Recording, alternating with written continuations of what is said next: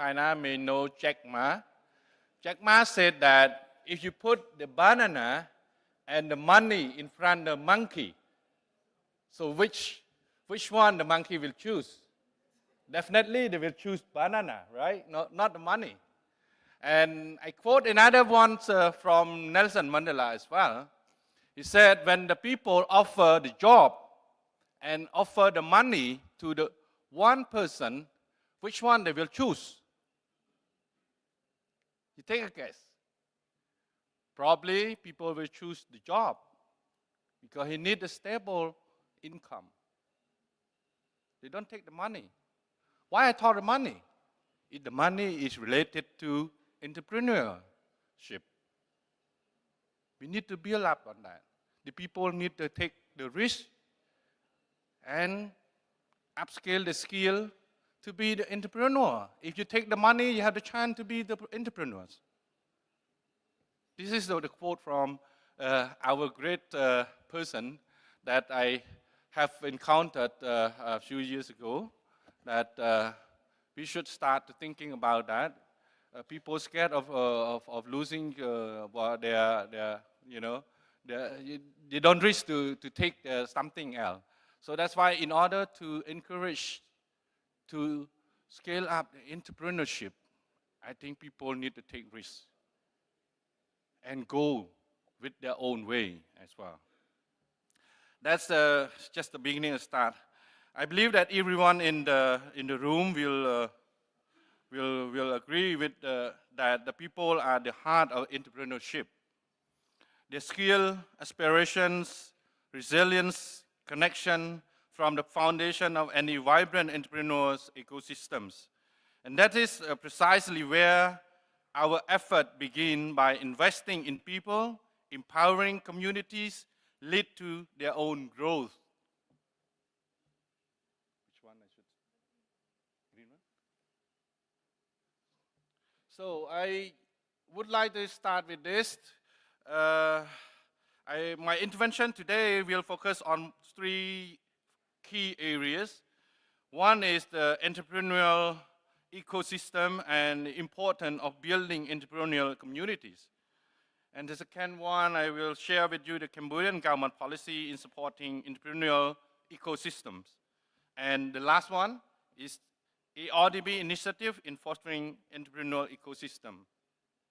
So entrepreneurial ecosystem can be defined as a system of mutually beneficial and self-sustaining relationship involving institutions, people, and process that work together with the goal of creating entrepreneurial ventures.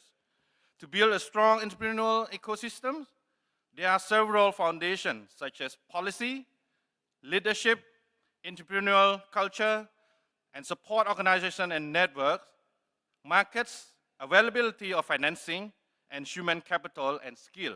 So building an entrepreneurial community is also crucial because it creates ecosystem that not only support individual entrepreneurs, but also drive the collective growth, innovations, economic resilience. Hence, are several key reasons why building this community are so important. Because it cultivates skill and knowledge sharing through the exchange of diverse insights. Mentorship will accelerate member learning curve. It also creates a networking and resource access by connecting entrepreneurs with their partners, with investors and resources, enhancing business opportunities. And another one is, it is to foster innovations and collaboration by promoting creative synergy and partnership, driving innovative solution and collective success. And at the same time, it also promotes a positive economic growth and social impact in contributing job creation, inclusive economic growth within the regions. Lastly, it builds a community sustainability through nurturing leadership, adapting to market change, encouraging responsible business practices, ensuring the resilient and entrepreneurial ecosystems. So for the part of the government's policy that I want to share with you, that the Royal Government of Cambodia has recognized that entrepreneurship as a key driver of economic growth and social progress. To this end, it has undertaken a range of impactful initiatives to support the development of thriving entrepreneurial ecosystems as whole. These initiatives can be grouped into three major categories. You can see this: the policy and strategic planning, tax incentive, and capacity building and financial support. This is the key areas. Under the policy and strategic planning dimension, I would like to highlight 4 key strategy policy as well. The one is the pentagonal strategies, phase 1, that's the national strategies that the government just adopted at the beginning of the mandate of the parliaments. So it serves as the government overreaching visions that aim to transform Cambodia into a high-income country with an inclusive and resilient economy and societies. Innovations, entrepreneurship, and SME development are among its top priority under these strategies. Another strategy we call industrial development policy. It places a strong emphasis on economic diversification. You can see this, the year here is already a little bit past, but we amended this policy already. I think we hope that we can adopt in this year. This IDP places a strong emphasis on economic diversifications. It positions the SME alongside the entrepreneur as a critical driver of industrial advancements and integration into the global value chain as well. And the third policy of Cambodia is a national science and technology and innovations policy 2020 and 2030s that promote the innovation-led entrepreneurship by encouraging application of science and technology and address the economic and social challenges. And another policy is we call the Cambodia Trade Integration Strategies. Those are policies that we have, the government has adopted.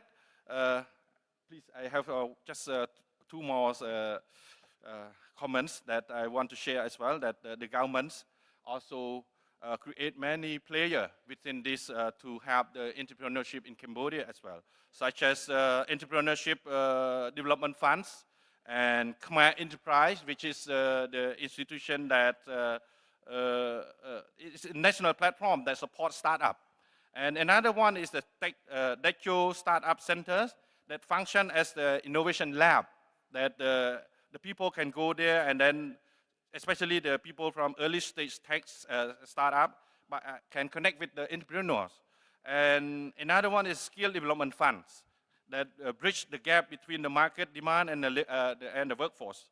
And beside that, we have 2 financing institutions that help the people to have what we call a business advisory as well. One is a state-owned bank we call SMB bank. Another one is the ADFIAP bank that we always do the mentorship and provide the advisory, assist them in any business planning as well, beside the loan that we given to them. That's all for my presentation. Thank you very much for your attention.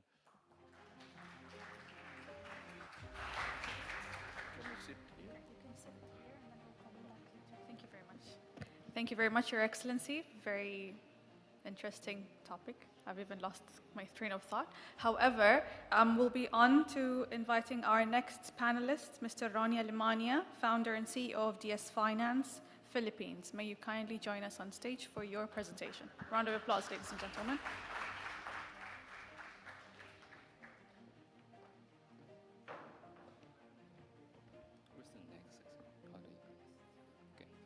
Okay, good afternoon. Can I make a request, honorable moderators? We have here a video. Can you not include it during counting because this is really important. The challenge here is not about presenting the case. The challenge is to make you awake. When this holy hour, it makes you induced to sleep. So we have video. Just treat that something like Netflix or something like. Just look at the video, and then it will bridge the gap of cultural gap because we are in different countries, we have different dialects, we have different cultures. So I think this will answer all your questions in this. No, it's not. This is not mine. This is not mine. Yeah, this is mine.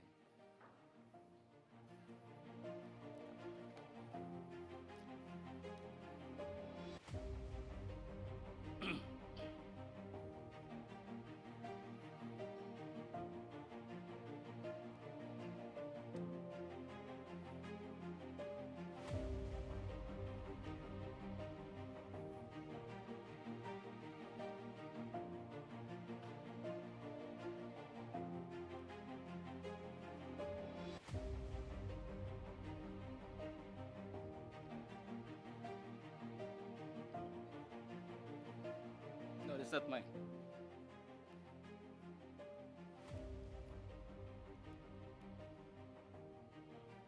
No.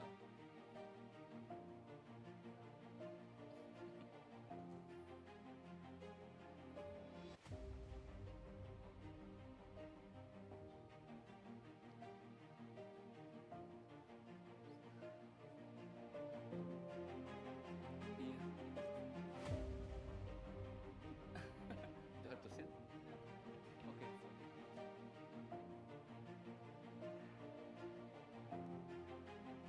Okay. This is the video. Kasi nung time na yun talagang hirap na hirap po kami Talagang halos napag-isip namin na hindi po sumasapat sa pamilya namin. Minsan kasi talaga sa negosyo, nandyan na yung matumal eh. Minsan gustong sumuko kaso Nung nagsisimula, ando po talaga lahat yung hirap. Pero po ngayon, kahit papano po, nakakaginhawa na. Talagang wala po yatang nangyayari. Yung nag-start po kami mag-business, po, yung po palang pinaka the best way para sa mag-umpisa. eh, bakit hindi na lang po namin pagtulungan? Mag-hands-on na lang po kami sa negosyo namin. Nung tapos po ng pandemic, nakuha ko na po yan. Kasi parang nakaipon po ako noon eh. Dahil tuloy-tuloy po yung benta namin. Sabi ko, sige po, hindi po ako nagdalawang isip, tinay ko po ang DS. Naaasahan ko po talaga sila pagdating sa mga stock, sa bills kasi minsan Masarap po sa pakiramdam. Kasi hindi na po ako tulad dati na mamumblema saan ako kukuha ng ganito, pambayad sa ganito. Okay naman po. Kasi naiipon po, naitatabi. Kada po may benta, yung tubo, naitatabi naman. lumalaban po kami para sa mga anak namin eh. Tapos yan din po si DS Finance na handang tumulong sa amin. Kasi kami nag-umpisa sa wala talaga.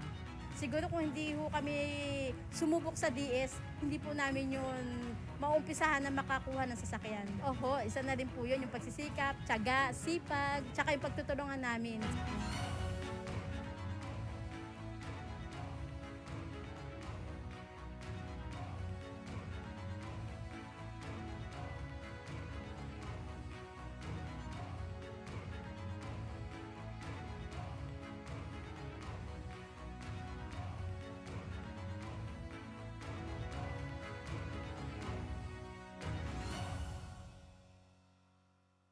Excellencies, honorables, ladies and gentlemen, good afternoon.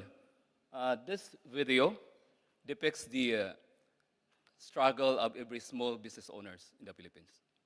Now, these entrepreneurs supposedly the lifeblood of the economy, but there's one constant element, and this is access to capital. Now, let's take a closer look at these variables that influence the country's economic direction for growth and trajectory. Traditionally,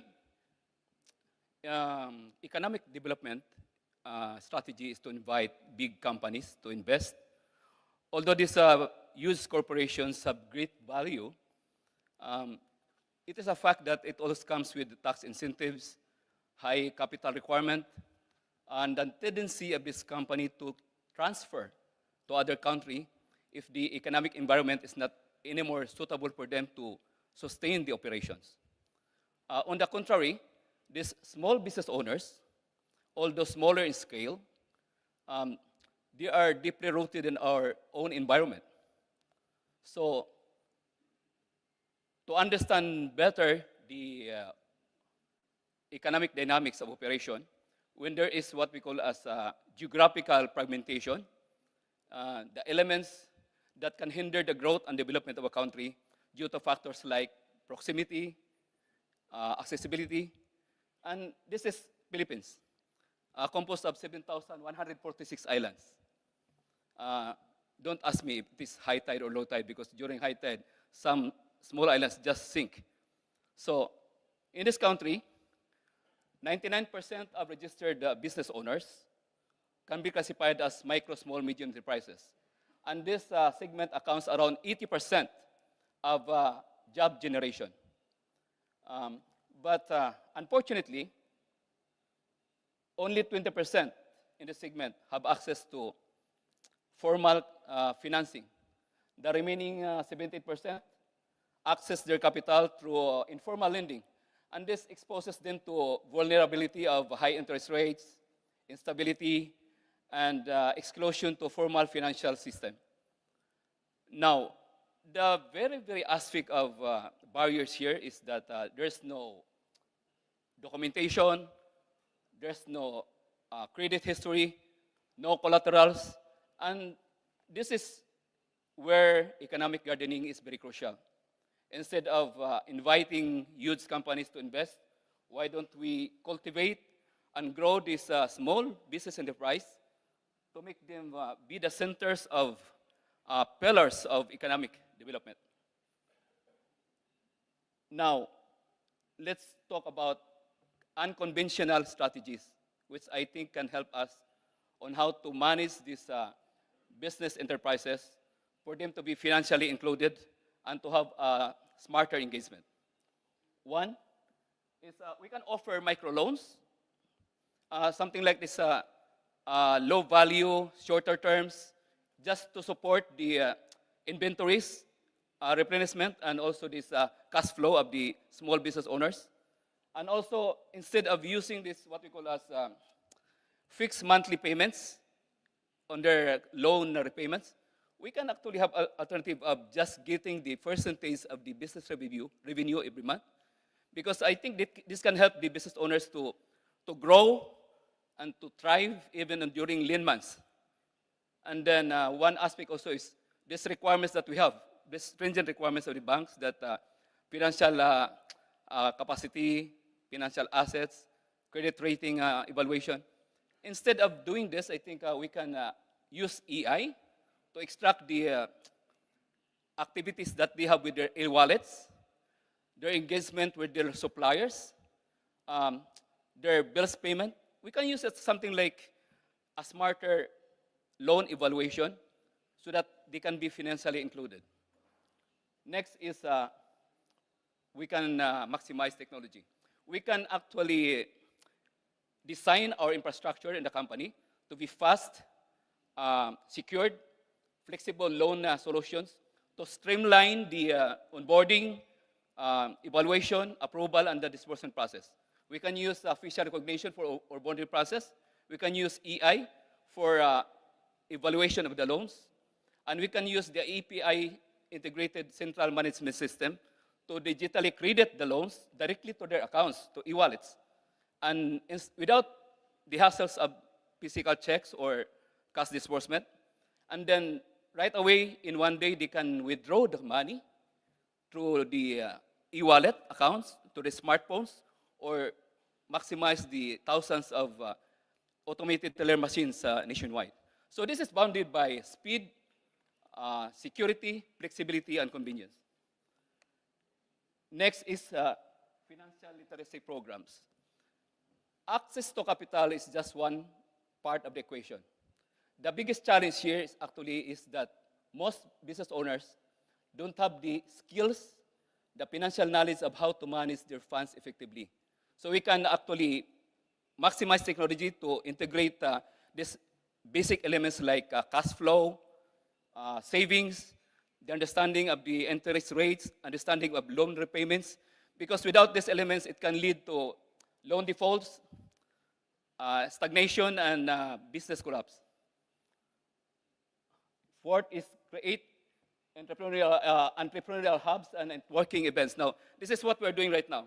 We can invite business owners to speak because when these successful business owners talks, entrepreneurs listens. They can set as role models that can inspire them to grow and to thrive wiser. It is something like bridging the gap between capital and capability so that access to capital can be matched with knowledge and wisdom. Next is to integrate green financing to sustainability. We can actually diversify loan portfolios to cost-oriented, cost-oriented businesses, meaning incentivize green financing. Using the ESG framework, the environmental, social, governance framework of loan evaluation, to have a very clear direction of this green financing. Because I understand that these solutions that we have right now might be the cause of the real problem in the future if there's no elements of responsibility. Now this is real talk. Companies are profit-oriented. We cannot talk about profitability, we cannot talk about sustainability of companies without talking about revenues. But customizing SME financing is not an act of charity. It's not even a social responsibility. It is something like a strategic investment that can drive smarter returns and sustainability impact that embodies the true essence of what this economic gardening is all about. So to recap this, I'm still in time. To recap everything about these takeaways, I will give you several questions. Just read it silently because the answers here depends on how it impacts your business.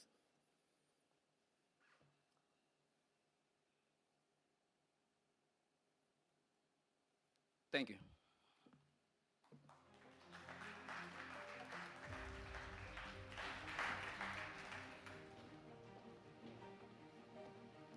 Thank you very much, Mr. Rania Limania, for covering items related to not only access to capital for SMEs, but more importantly, how that has a ripple effect towards the overall ecosystem and the community. I would now like to welcome on stage our next speaker, Mr. Samad Abdul Majid, Group CFO, SME Development Bank of Malaysia. Can you kindly join us on stage for your presentation?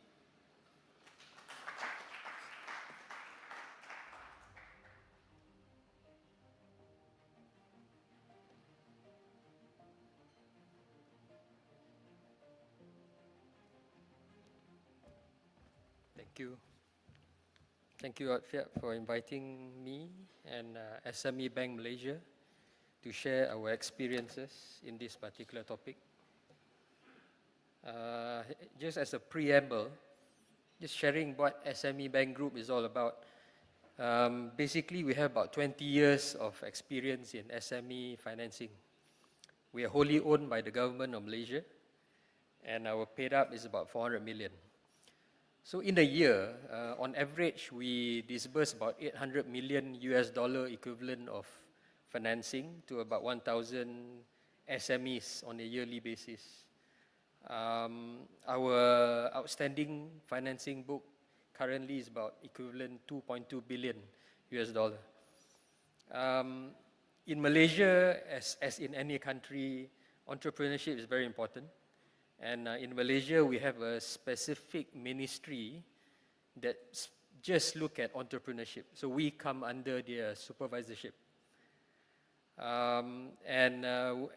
We take entrepreneurship very seriously, so much so that we actually have a separate subsidiary, wholly owned by the bank, which basically look at beyond financing sort of solutions, whereby we look at capacity building for our SMEs in Malaysia.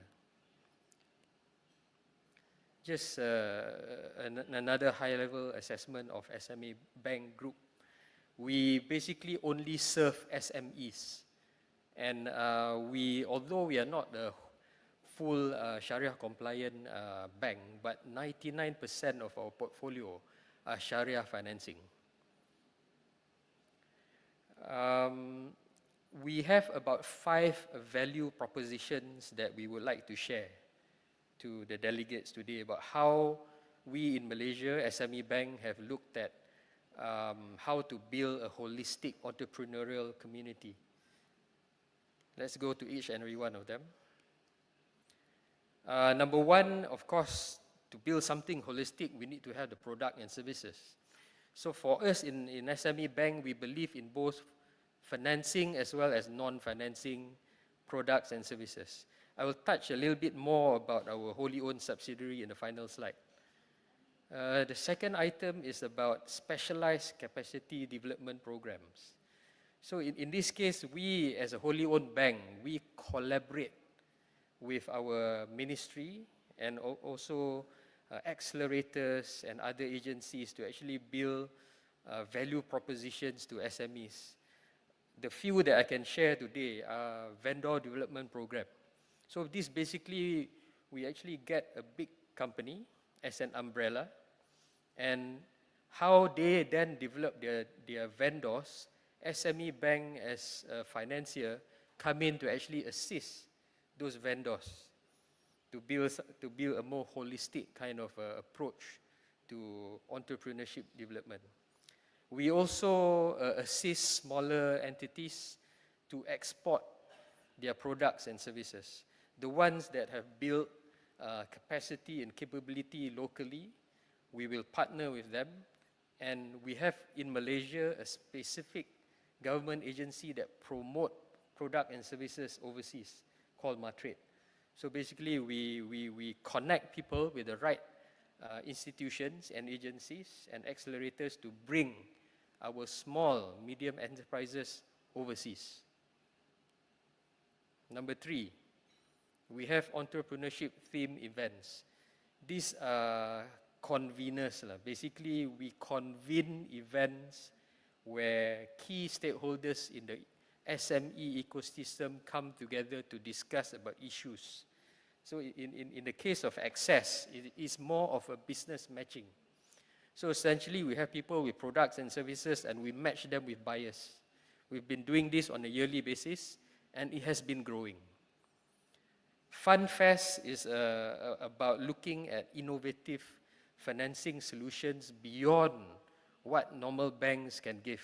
So basically, we invite VCs, we invite people who may want to have the appetite to look at equity injections into some of these smaller entities to come together in an event where we match them with those who are willing to look at how to sell their companies, a percentage of their companies. Item number 4, social financing and inclusivity. This really is more catered for those micro type of SMEs. In the case of Penjana community, as the name suggests, though this is in Bahasa Malaysia, we basically pilot a project where we open up crowdfunding sort of solutions, crowdfunding sort of options to local communities to fund businesses that they may have appetite for. So in the case of Penjana community, it was a pilot project 2 years ago. We managed to raise through community equivalent of $100,000. I mean, it's no small feat, but I think to those micro entrepreneurs, it was very much appreciated. In the case of SME Bank, iTekat Ishraf, earlier my colleague from Malaysia mentioned about this particular project. In our case, we partnered with 5 other institutions and we managed to raise about USD 1.1 million ringgit of funding for micro entrepreneurs. These are micro entrepreneurs who in the past received charitable donations, but we hope to nurture them in future to become individuals who can then contribute to charitable donations. The last value proposition that I would like to share from SME Bank Malaysia perspective is this is our wholly owned subsidiary. We call SEDA, Center for Entrepreneur Development and Research. Essentially, this is a wholly owned subsidiary that does mentoring, that does training, that does programs that in the layman terms, how we put it is, we don't basically give fish to the entrepreneurs, but we show them how to fish so that they themselves can look after their own rice bowl. That ends my presentation. There will be a Q&A session later. I am more than happy to take any questions from the floor. Thank you.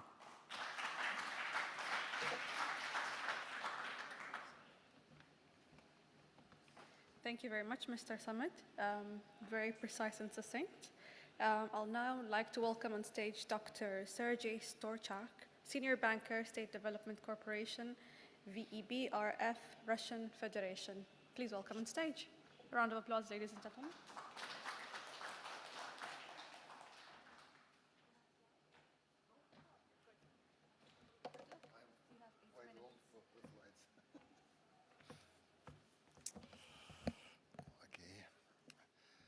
Good afternoon to all colleagues. So, first of all, I'd like to thank those who choose this topic to be discussed during our session. Why? Because we got used to discuss SMEs activities on many international forums and conferences.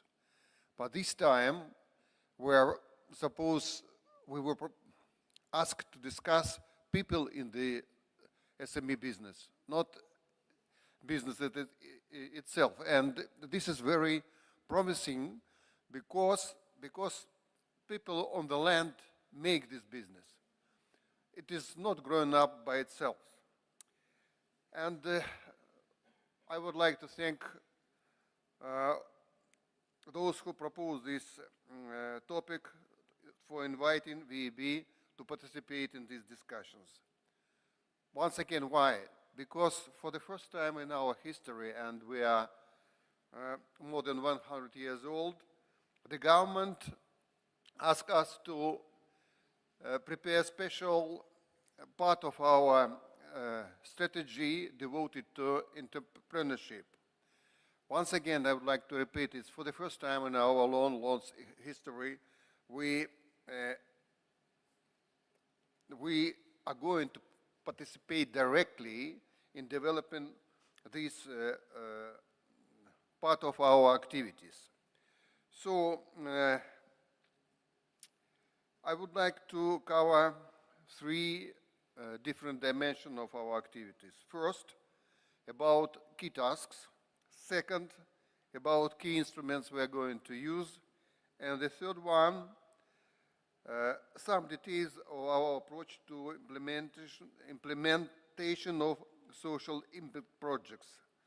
We still didn't cover the issue during our session or today conference, but it's clearly part of our activities in terms of development and entrepreneurship.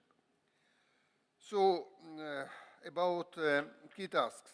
I don't think we will find something new in comparison to those people who already had chance to talk. So this is better access to financing, in particular to debt financing for SMEs. Second, development of new sales market. And the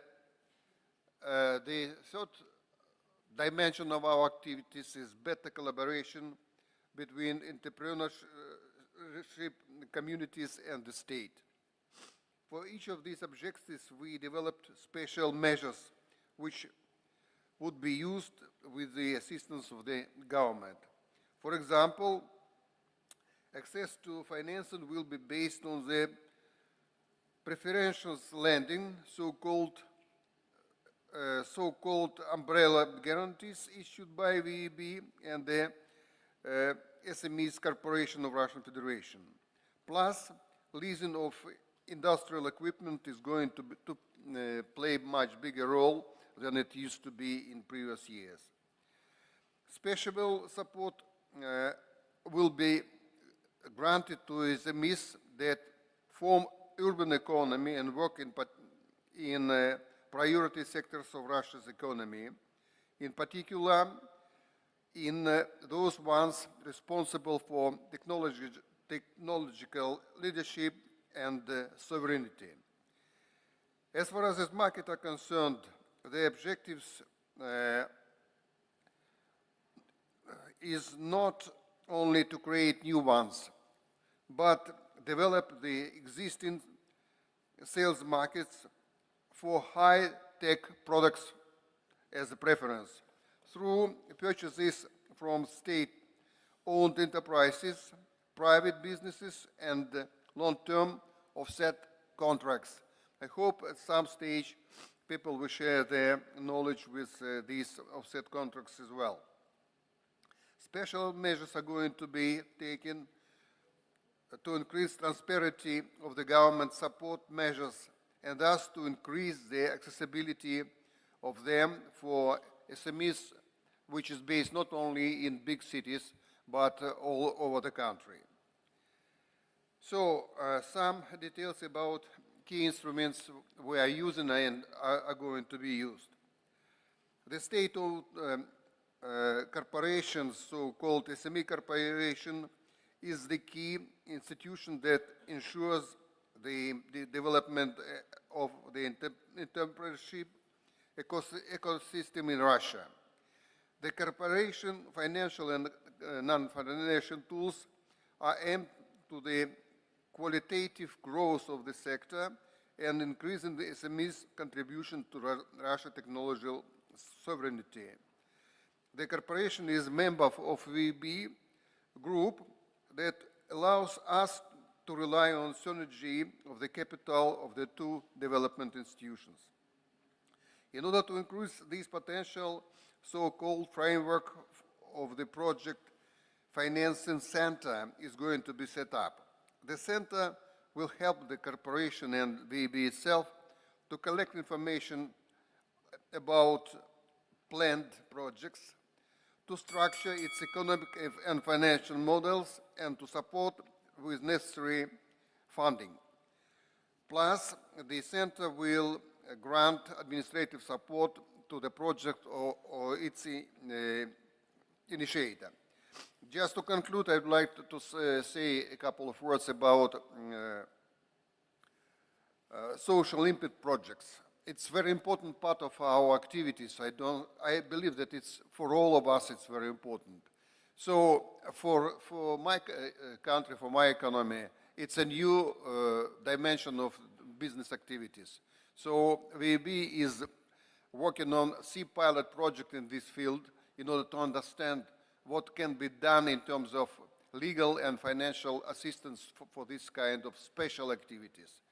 So we hope that based on our achievements, maybe good outcomes, maybe bad outcomes, the government will set up special legal infrastructure and financial infrastructure for this kind of business activities.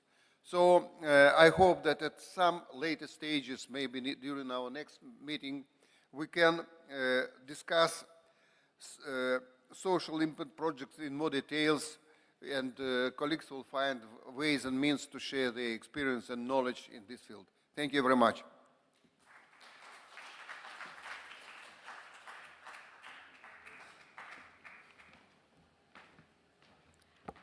All right, and now for the final speaker for this panel, we have Mr. Abdurrahman Lihyai, Chairman of Al-Zahira Investments Company and CEO of the Integrated Gas Company, Sultanate of Oman.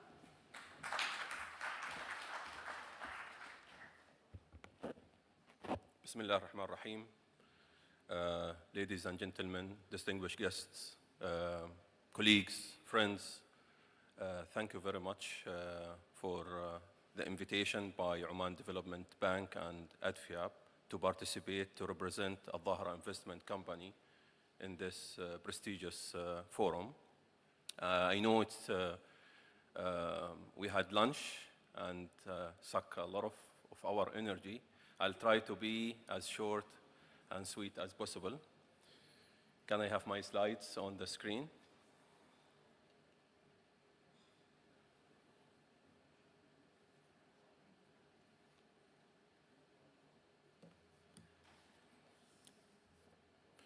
So until they put my slides on the screen, basically I represent Al-Dhahra Investment Company as chairman of the board.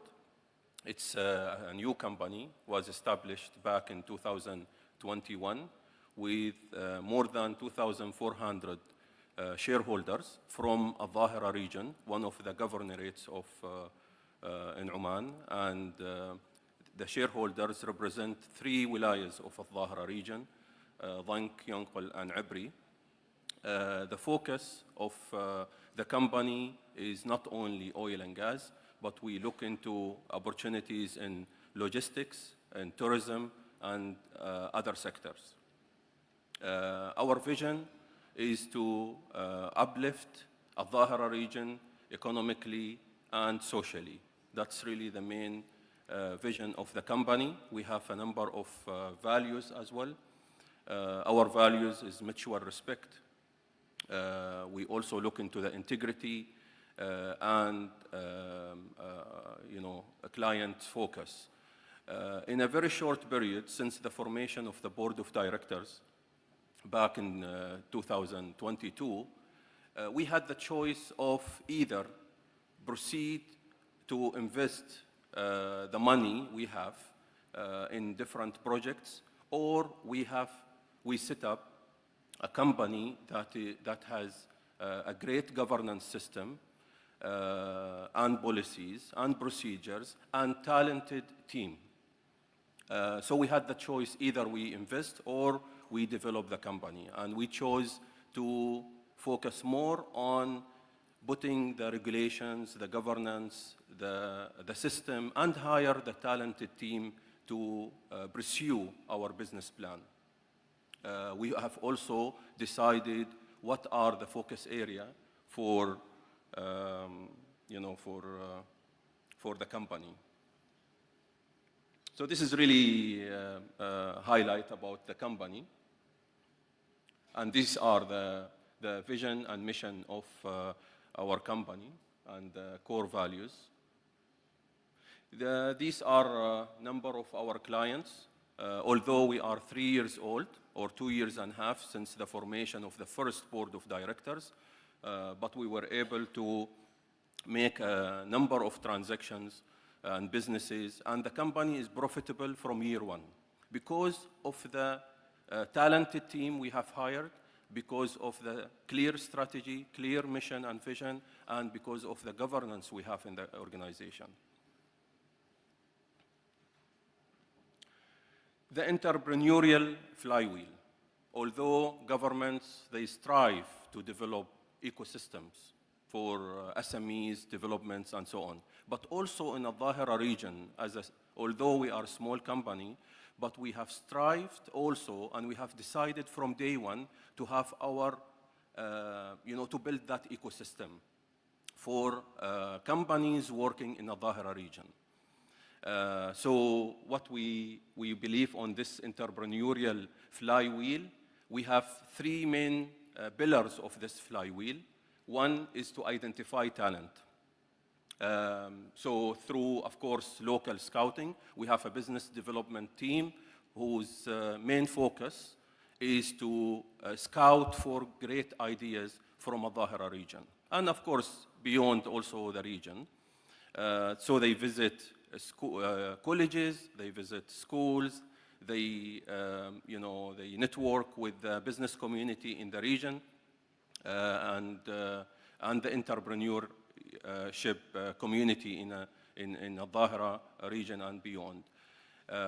So they scout for great ideas, for individuals with great ideas.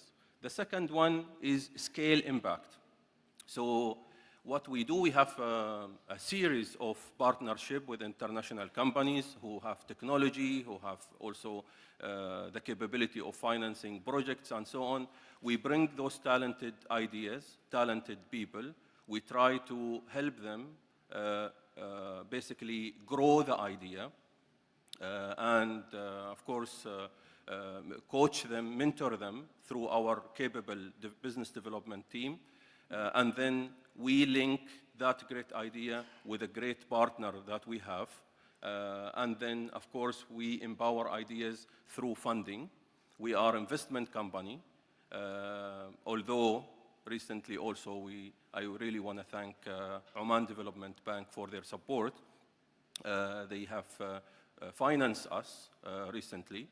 It was one of the seamless processes I have ever seen in the market. Even they are faster than commercial banks. So thank you very much, Oman Development Bank.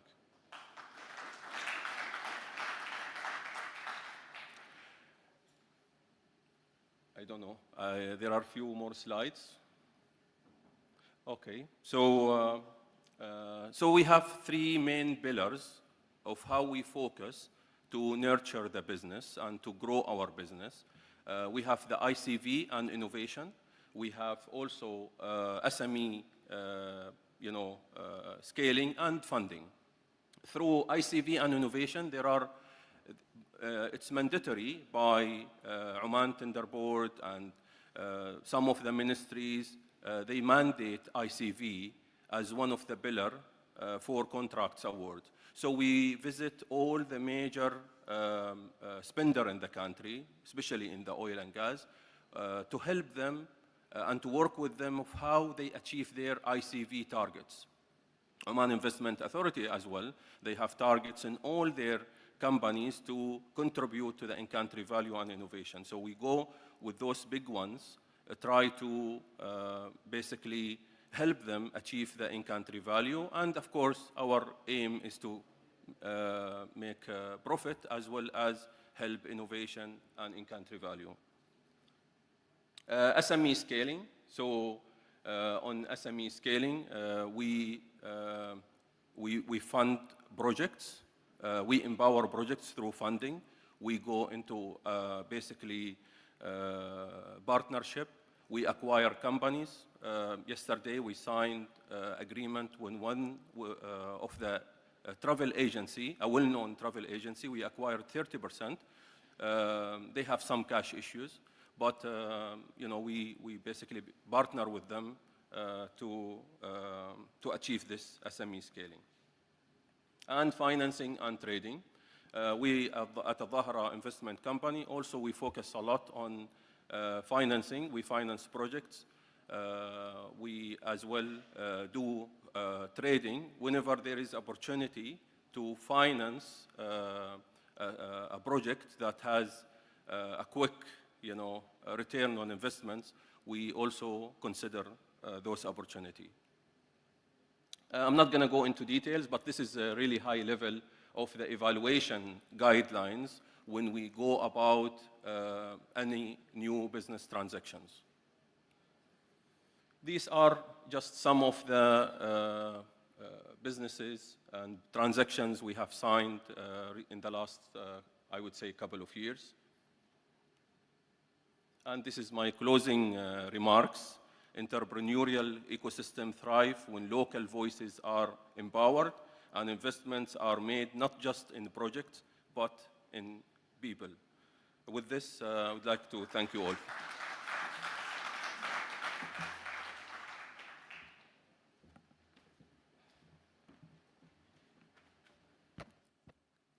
All right. Thank you very much to all of our panelists or presenters in this case. I will now like to call up on stage the moderator, Ms. Shadha Al-Miskari, Country Managing Director for Portivity, who will be leading and moderating the entire panel session. Can you kindly join us on stage? I would also like to call back all of our panelists who have just recently presented for the Q&A and discussion session. Please welcome on stage. A round of applause, ladies and gentlemen.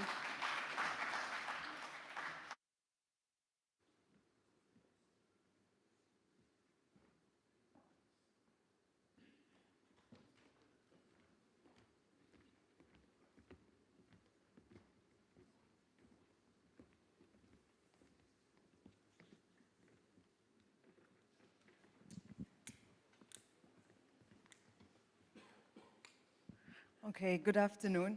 We don't have a lot of time. I have a lot of questions, but we'll see how we can manage this. If I could fire away a lot of questions and if I can get quick answers, that would be wonderful. I think it's been evident in the presentations that any thriving economy, the backbone is the entrepreneurial ecosystem, and we're talking about entire communities. We're not talking about the privileged few. I think there has been ample of examples, especially in countries with high populations such as Malaysia, Cambodia, and Philippines. There's been quite a number of initiatives, and I think there's a lot to learn. And also from the other gentlemen. I'm also proud to learn more about Al-Dhahira investment. That's quite exciting because we do know there are certain challenges in underserved regions. And of course now, you know, with the fast-paced global economy, we need to constantly renew ourselves. And I just wonder sometimes how are we going to catch up with all the needs. And I think there's been some mentions of specific keywords that actually make me happy, which is inclusion, social responsibility, and of course, we are not just about creating entrepreneurial ecosystems, but really about sustainability itself. With that said, I would like to start with Your Excellency. We talked a little bit earlier about how do we develop a robust tri-sector strategy whereby, you know, tying in the public, private, and NGOs where they work together to make sure that there is total alignment, because we do see a number of initiatives can happen, great initiatives, but sometimes with misalignment, we're not really achieving the bigger vision that we have in mind. So if you could share some thoughts. I always like to break things down to whether it's barriers, risks, or challenges, and what are success factors to make this happen. Thank you. I think when we talk entrepreneurship ecosystems, we need a lot of effort to put into this. I think especially the collaboration between the governments and private sector as well as the NGOs, and together, and educational institution also a must to do a job well as well in you know, training and skill, capacity building for the people. We talk about entrepreneurship, we talk about the people. Entrepreneurship is the people business as well, not just the others. So without people, we cannot talk about entrepreneurship. So we have to uplift, have to train them well, to make them aware of what is the entrepreneurship, and also beside the equipping the skill with them, we need to facilitate them how to access to finance, access to markets, access to the other resources that can help the people to build their own entrepreneurship within their own self as well. So I think collaboration is a must, that we have to do it and we have to go forward with that. Not just the bank itself, but the government, all the stakeholders have to go through this. Thank you. I think I have this very few, a lot of idea on that, but the problem is the training itself is, we have to go far away from the city center as well. So we have to go to the remote areas. And in order to do so, the government agencies sometimes cannot reach that areas. So we need the NGO who are always go down to the remote area, and sometimes they have the community to build up their capacity at the especially the indigenous communities. Yes. So this is that we have done in Cambodia as well, that we rely on the private sector, on the NGO, on the educational institution, and on the government side. The government just create a policy, everything in legal framework for the other agency, for the other stakeholder to go forward with that. Well, thank you. Thank you. Okay, over to Mr. Ronnie. I had to take down some notes you mentioned. So 98% SMEs, and those 98% have created 80% of the jobs, which is quite impressive. And only 22% of them have been funded through formal funding. I would like to just better understand, because I think that has two sides, at least from my perspective. One aspect, it says something very positive, because you've got a number of SMEs that are either self-financed or through informal financing, and that's not a bad thing. Of course, the other aspect is how do we help bridge that gap to ensure that they also get access to funding. So I would like you to just share some thoughts on how do we bridge that gap. If we're saying that only 22% of them get informal financing or they're self-financed, how do we bridge that gap to provide more accessibility to funding? And one part of it that also interests me a lot is the financial literacy of these people, and how do we upskill them in the space of financial literacy, because that's typically, I feel, one of the main challenges when trying to, uplift our entrepreneurial ecosystems or the small business owners. Financial literacy typically seems to be one of the biggest challenges. Sorry, it's a long question, but just thought I'd contextualize. Thank you. Thank you. Actually, as I have mentioned before, the purpose of the video is to let you understand what is the challenge here, how to manage these Philippines. As I've told you before, the elements of challenge is because of this geographical fragmentation, the elements that hinders growth because of these elements of accessibility and proximity. And then just imagine 7,146 islands with 130 million people. So what we did actually is we innovate everything to reach out to these elements of challenge. First is we develop tailored loan products, diversify loan portfolios in order for them to enter primarily the formal financial system. Because we have to accept that most business owners were expecting, they are the most, I think, elements of the society that are not really given more importance because of elements of necessary requirements for them to enter this financial inclusion that we're talking about. I'm talking about documentary requirements, these financial statements, bank financial statements, credit rating. So what we did is just to tailor-made these products, just like I mentioned before. Instead of loans, long-term loans, we put up short-term loans, low-value loans, just because this is the aspect, just to support this inventory replacement, and also to have this cash flow.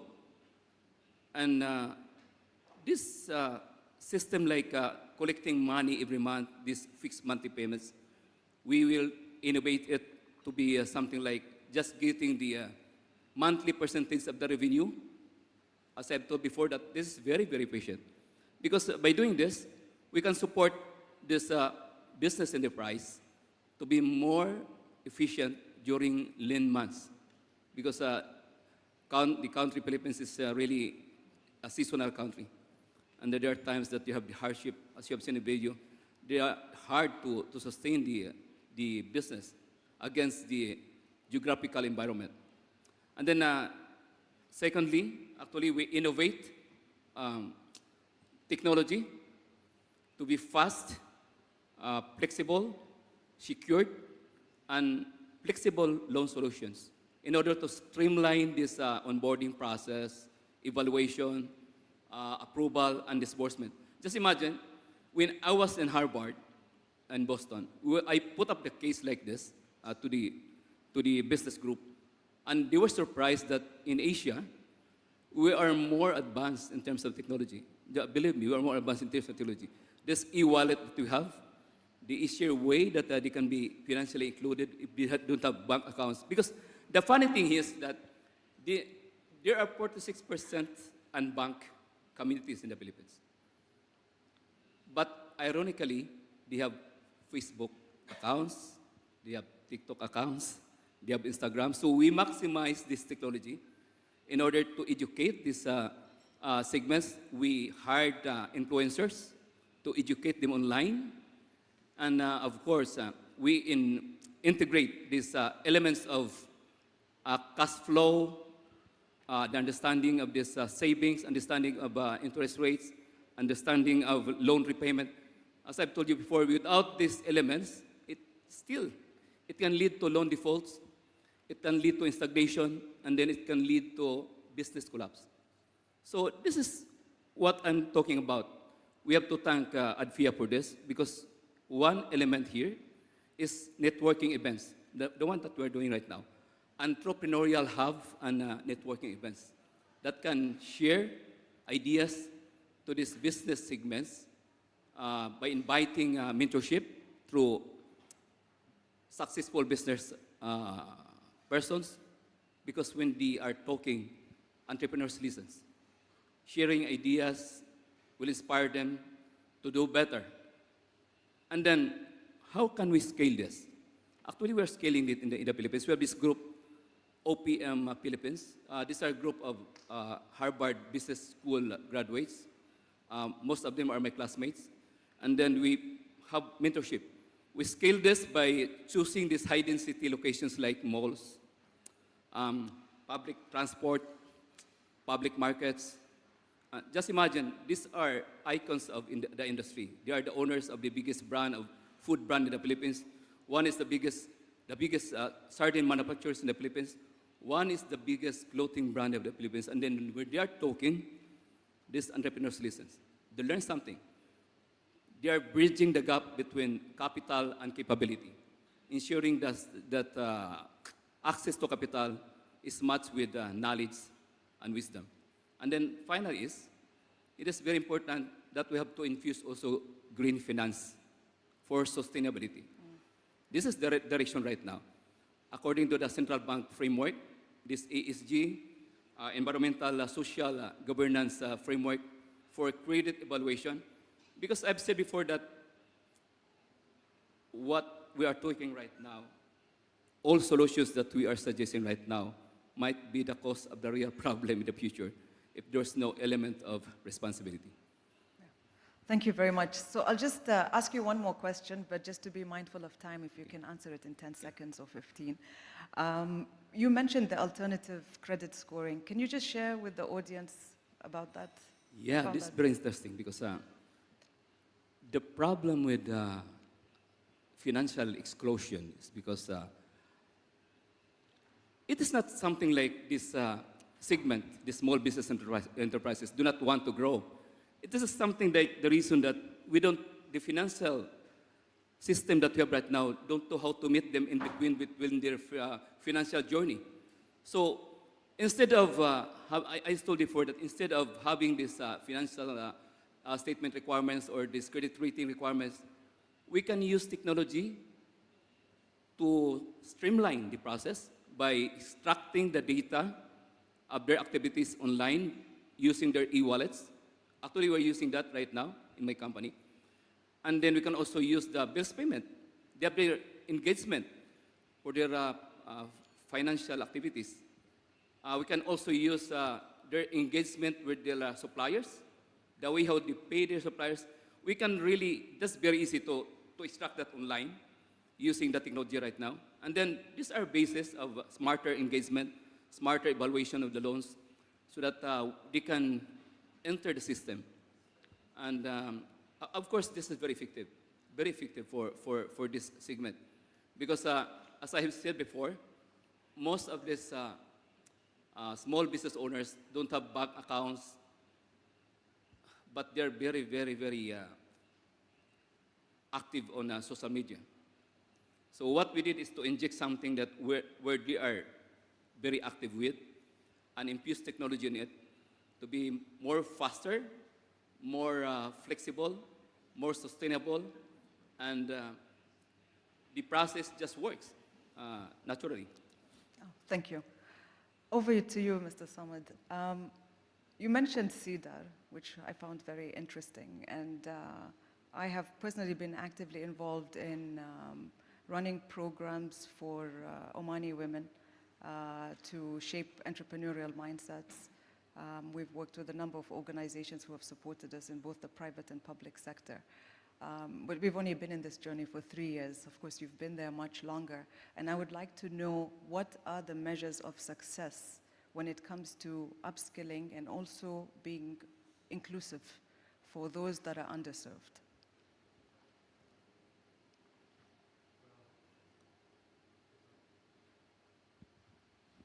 Okay, thank you for the question, Ms. Atta.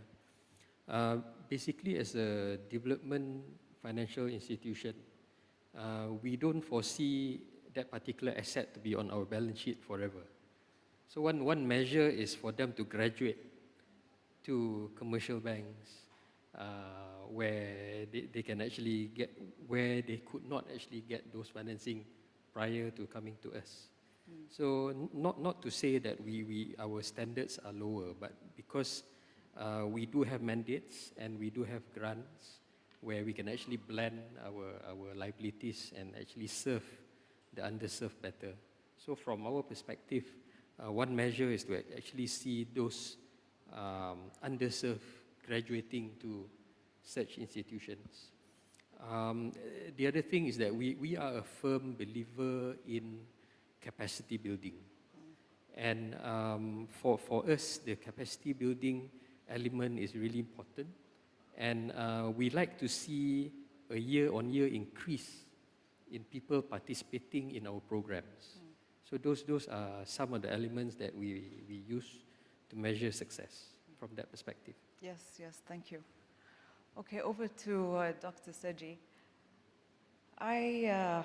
I was just thinking, like we can always have the best processes and the best technologies in place, even the best policies and so on, but at the end of the day, people are the heart of creating a thriving entrepreneurial ecosystem. And I would like to know from your perspective, how would you differentiate a thriving entrepreneurial ecosystem from one that is, mediocre? How would you differentiate between the two? Or what are the key people features that would differentiate between the two?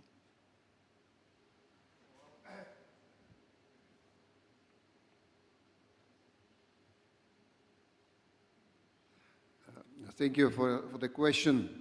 It's not easy answer, frankly speaking, in having in mind that I am more on the theoretical side of the story than on pragmatic side of these activities.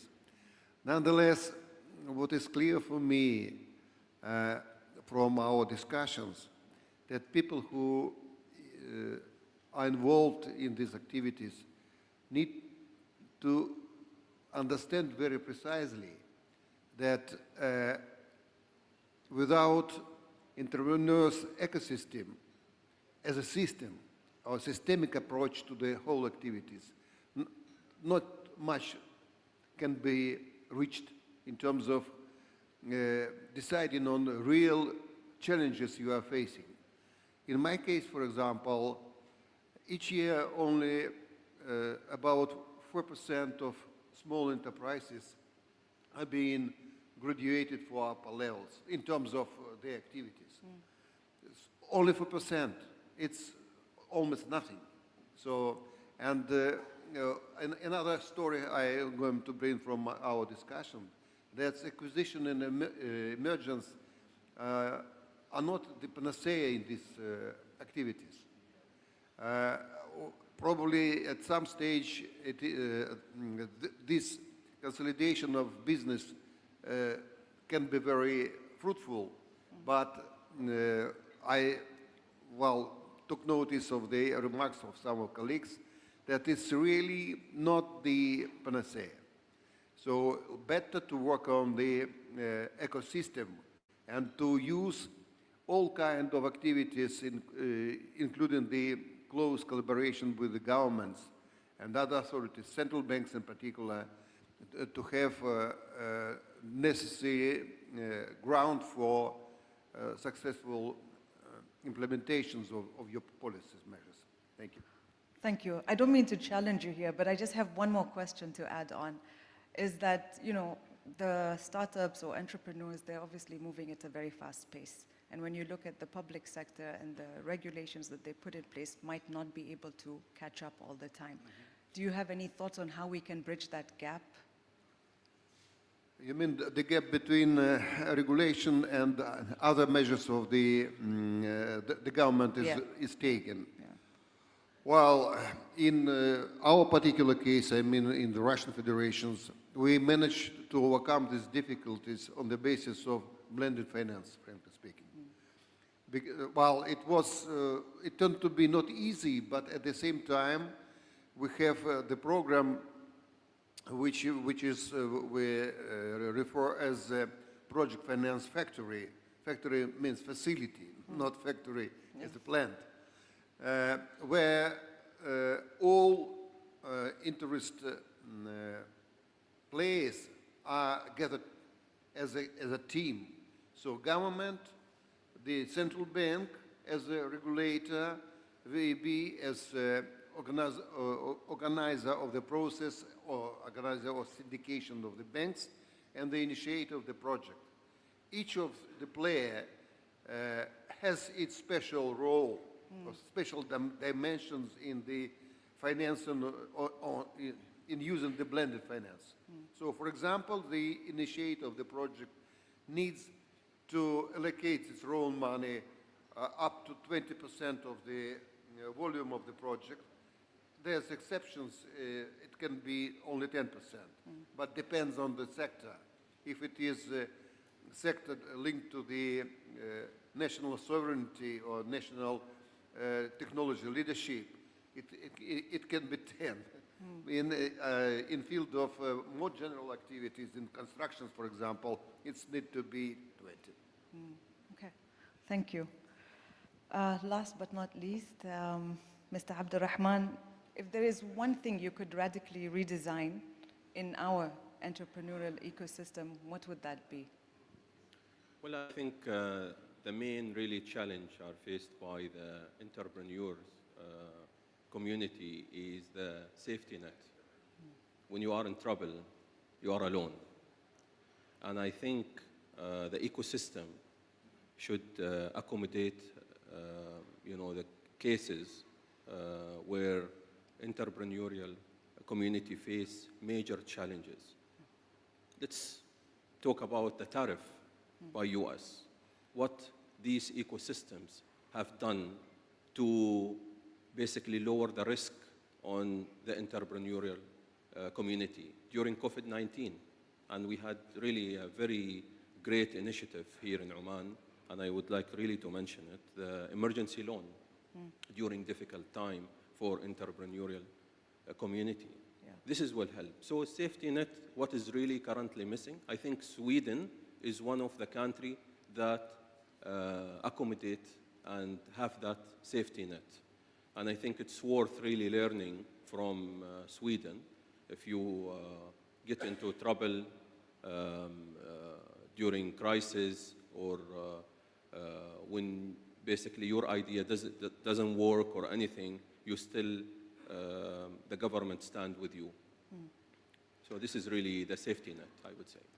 Okay, thank you. I have one more question, because specifically for Oman, of course, is that, we have societal expectations in terms of having a steady income and, having a job, getting a better job, and so on. And then when you have younger people entering the market and getting very excited about pursuing their dreams, which is in the entrepreneurial space, and I've recently seen 9 presentations at His Highness the Yazan's event, and I was honestly impressed. Each idea was not just an idea, but it was in the space of addressing real industry needs or governorate needs, or in the space of research and development.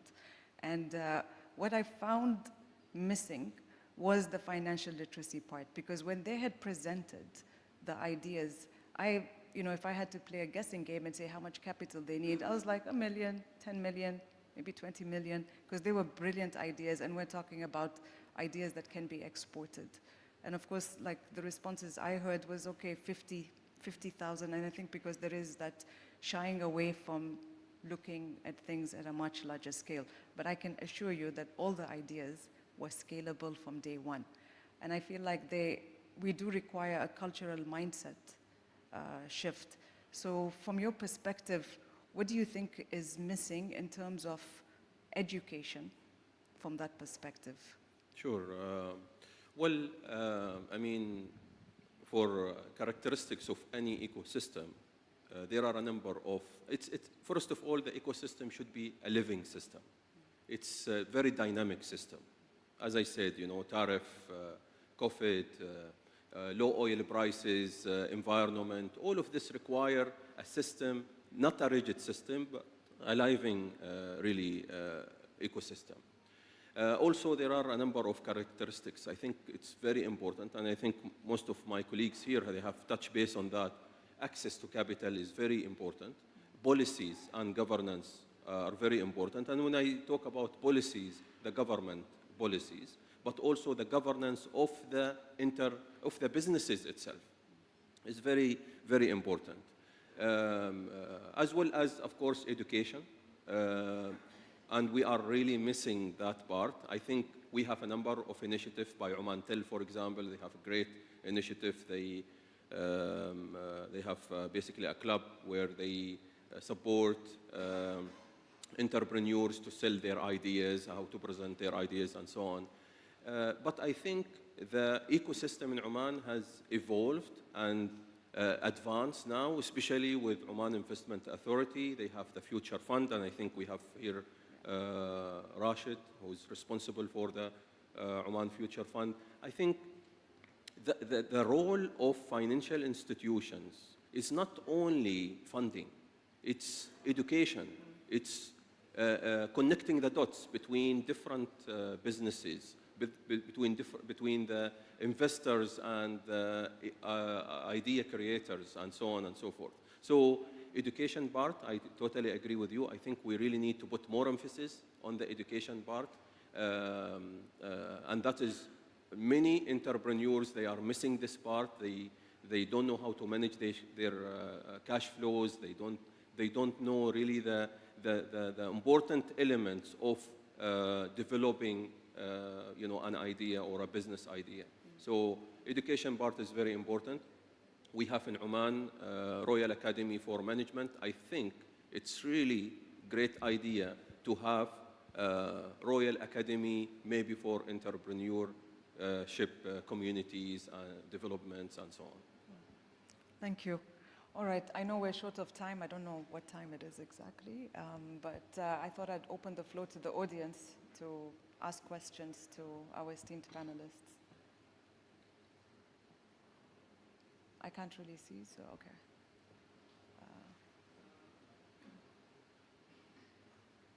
Can someone pass the mic to Mr. Rashad? Okay.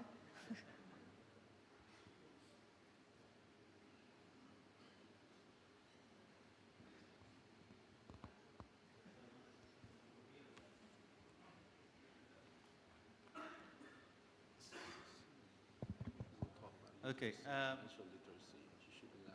Thank you for an interesting discussion. I had a question in terms of the role of development banks in general. It's generally seen as providing the funding and the funding support and the liquidity support for businesses. Where do development banks have an element of their role in developing the ecosystem for the support of the SMEs? Just like you mentioned, the ecosystem is more important than the funding. The funding is one element out of many. The ecosystem is what's more important in getting these businesses to succeed. What is the role that generally development banks in your regions take on? Is it only limited to funding, or do they also stretch out to other areas of the ecosystem?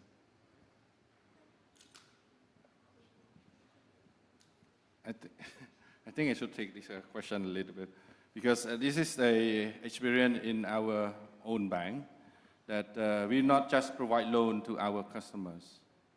We do it beyond the lending facility.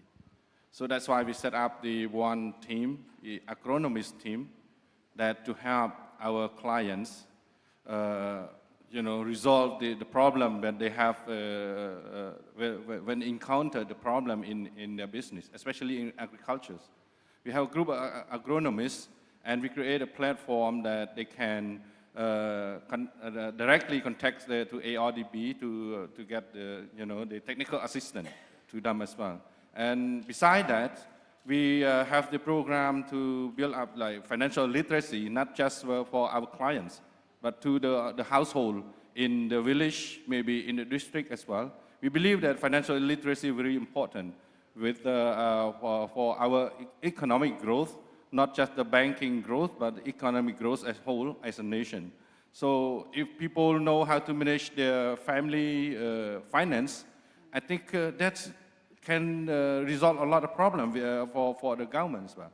Besides that, besides technical assistance, besides the financial literacy program, I think we have the others program as well that we can coordinate them, how to connect them with the market.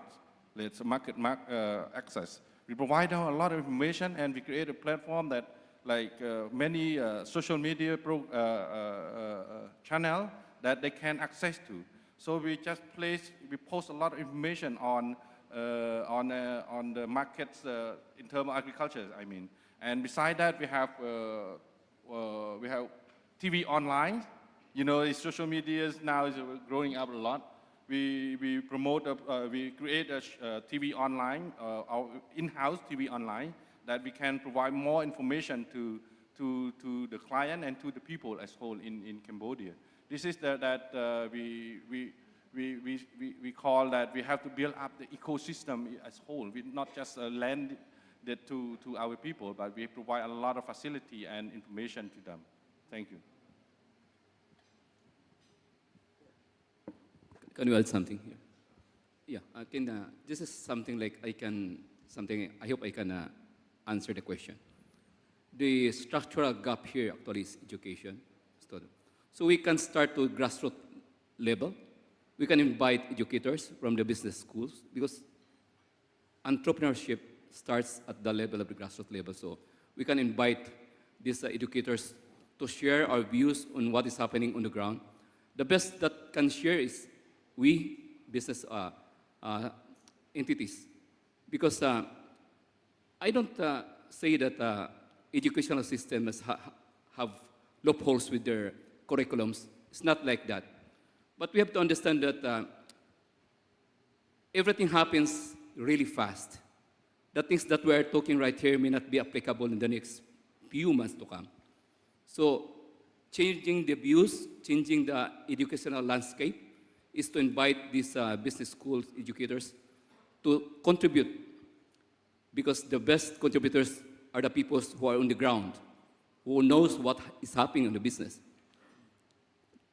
Education at schools is just something like procedural teaching, but education from actual experience from the business sectors is much more efficient, much more applicable, and much more acceptable to cultivate. This is what we call as economic gardening, to cultivate these business students to know more and to something like to be knowledgeable in what is really happening on the actual level of lending, actual level of business that we are doing right here.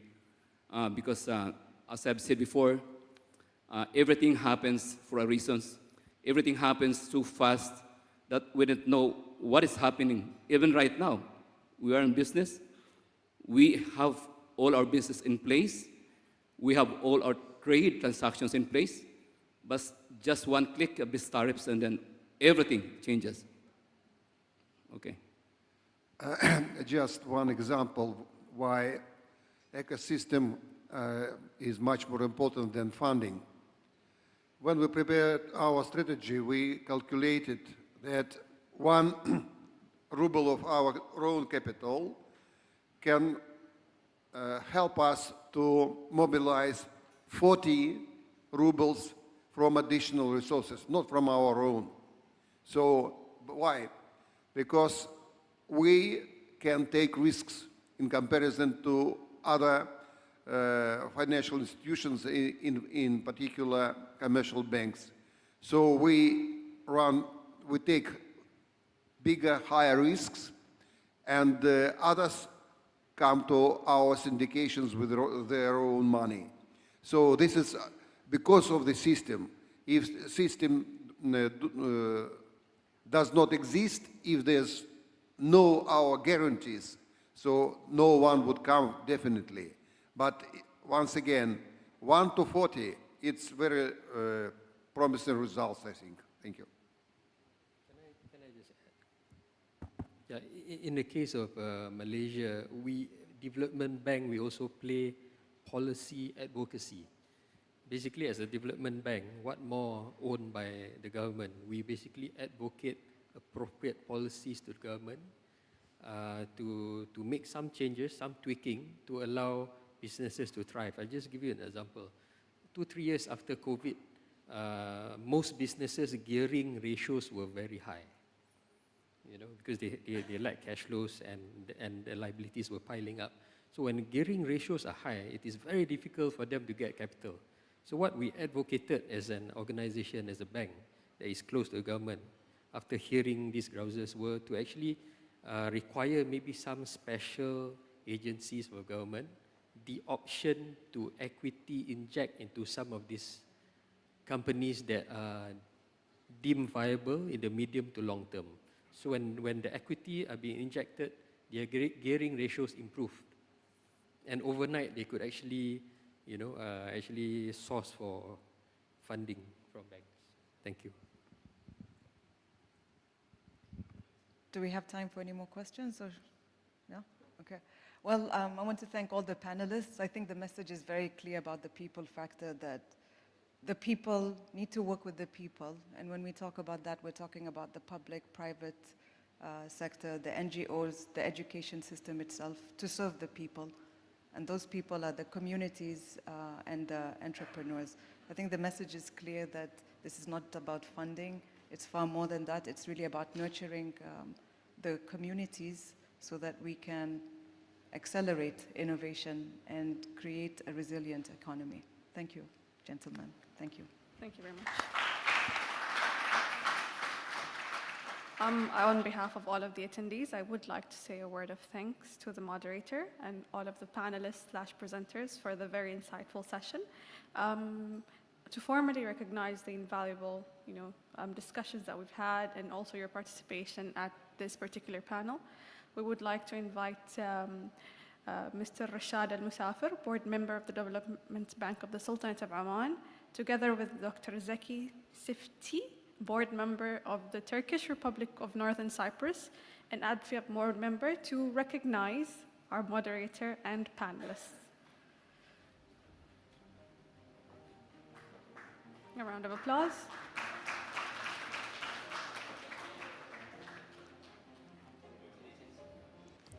All right, we'll just stand in a straight line, group photo format, and we'll switch around for the certification. All right. 3 to the left. All right, we'll start off with the first, of course, our moderator, Ms. Shadha Al-Maskari, to join us in the middle between both the chairman, the board members, sorry, for her appreciation. Yes.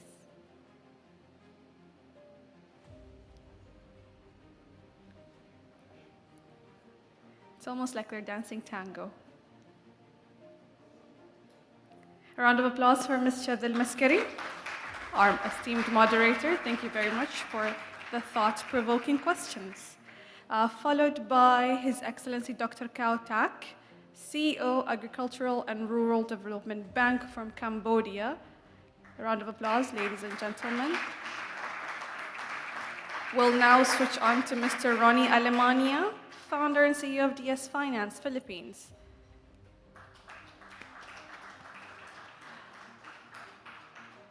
All right, we'll then, after that, smile, switch on to Dr. Sergei Storkak, senior banker from Russian Federation.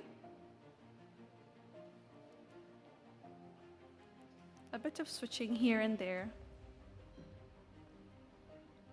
And last but not least, Mr. Abdurrahman Al-Yahyai, chairman of Al-Zahira Investment Company, Sultanate of Oman. A round of applause, ladies and gentlemen.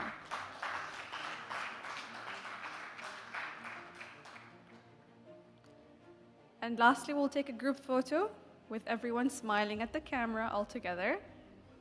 One missing? Who's missing? The CFO, I'm so sorry. All right, Mr. Samad Abdul Majid, Group CFO, SME Development Bank of Malaysia. An extra huge round of applause because I missed him. And now a group photo all together.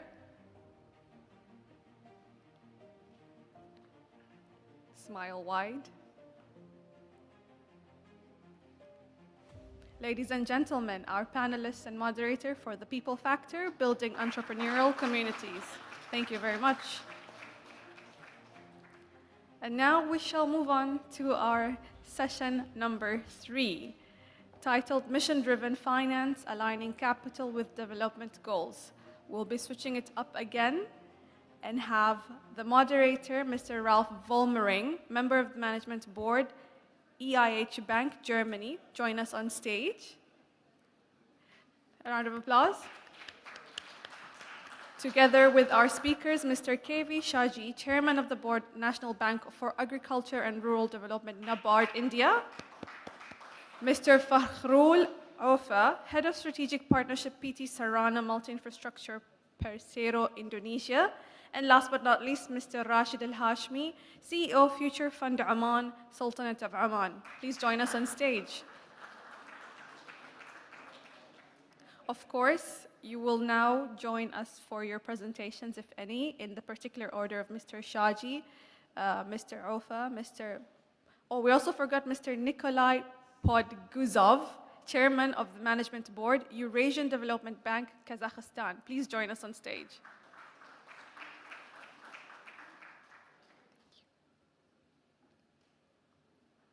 Did I pronounce his name wrong, or is he coming? Mr. Nikolai Podguzov.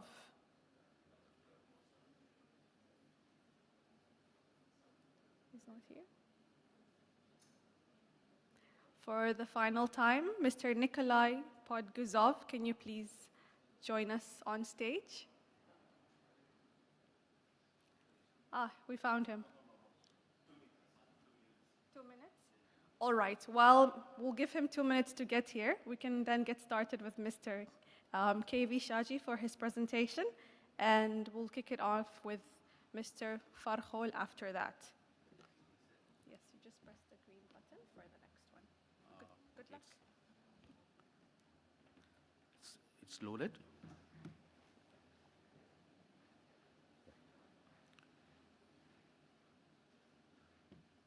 So good afternoon to the esteemed members of the panel. As the slide shows, I'm supposed to talk on most important topic as regarding development financial institutions are concerned, that is the impact investing, and also related to that mission-driven finance, how capital can be aligned with the development roles. So why we need impact investments or mission-driven finance? When there are a lot of challenges across the globe, primarily climate inequalities there, poverty, sustainable solutions are required for meeting all these things, but then the private capital may not be able to meet these challenges. So we need to have somebody sacrifice for something which is good for the public, that is the public good, and that is where mission-driven finance comes into picture. So somebody told that we are not just, one of the earlier speakers told that we are not just investing in projects, but in people. I'll just expand that from people to environment and sustainability. So we are not just investing in projects, but we are investing in people, environment, and of course the planet, which we have to take care. So here we'll consider the holistic view while investing, not just the return which we are expecting. And we are aligning our investments with wider social objectives. So essentially in impact investing, the central pillar is mission-driven finance, and not just the financial returns, but the outcome of that in terms of sustainability and measurability of that is very important. And then if you see the characteristics of impact investing, there is an intentionality, there is a financial return, and the intentionality is actually being measured and managed. So that entails a lot of tracking need to be there, performance need to be tracked, accountability needs to be fixed. And when you look at the benefits of that, it tackles the environmental challenges, the global challenges like poverty, as I said earlier. But it also gives returns, may not be that attractive, but near market rate returns will be there. But then we will be supporting a lot of innovative ideas because a lot of problems of the global challenges need to be met with innovative solutions. So by definition, we'll be promoting innovation. Then the challenges of impact investing is that the measurement itself is a complex one. There is no proper framework. It is an evolving field. And then we have to balance the dual objectives as well, the social objective as well as the financial objective, because sustainability in returns in finance also is an important thing. Then risk management is an important challenge which need to be tackled, because uncertainty, as I said, a lot of innovative solutions will be there, innovative projects will be there, greenfield projects will be there. So that means risks need to be managed properly. And the additionality that the investments will be contributing to an outcome which is socially important. So that ensuring that additionality is also an important thing. So there is a different aspect of socially responsible investing as well. That means just to expand the impact investing to socially responsible investing, socially responsible investing also adds a certain factor of selection of projects, because now that I think the slides are slightly different. Is it the same slides which, Mr. Anand, is the same slides? I think there is the earlier slides which are, okay, that's okay. So here, the screening, in the socially responsible thing, there will be a positive thing of certain sectors need to be selected and which are not deemed harmful. That only will be selected for investing. Whereas in impact investing, that may be embedded, but more importantly, the impact in terms of returns and also the social, the blended return. That's what we are looking at. So if you combine these two, the socially responsible financing, that principle comes to play, where this socially responsible financing includes impact investing plus socially responsible investing. And it aligns with the global, the UN SDGs. You are all aware of that. I think, are we changing? There is some technology. Yeah. I think the old slides have come. So still, what I wanted to tell is that we need to now look at the aspects which need to be considered while looking at impact financing. That it is a blended return which we are aiming at, then if you see the socially responsible investing, the goal itself, some sort of an ethical value will be there, ethical or moral values, aligning with that, then only the investor will invest in that. Essentially, it will be an exclusionary type of thing where it avoids certain companies and sectors. Whereas in the case of impact investing, it will be a little proactive approach will be there. And typically, retail investors, pension funds, and ethical investment funds will look at socially responsible investing. Whereas for the impact investing, foundations, mission-driven funds, and development financial institutions like us will be looking at. And return expectations will be almost same, but for socially responsible investing, it will be more aligned with the market rather than in the case of impact investing where some sort of blended return will be expected. And there are overlapping features like non-financial outcomes are important for both. Then there is an idea that financial neutrality, because finance means that return is very important, not the impact which is important. So that neutrality is getting challenged, and focus on ESG and such other aspects will be there. Now, if you go to the future, of course, I said the challenges need to be addressed, for which we need to have strategies and also metrics using innovative tools need to be there. Blended finance and impact bonds are some of the tools which are looked upon for impact investing. But then that needs a lot of due diligence to be done. For example, when NABARD, which is my organization, when it went to social impact bond, what we got was that the premium for issuing such a bond, when compared to the homework which we did, the documentations which we did for issuing that bond, we were not adequately compensated. But then, having issued that bond, the due diligence need to be there. We are responsible to the investors, so the framework need to be followed.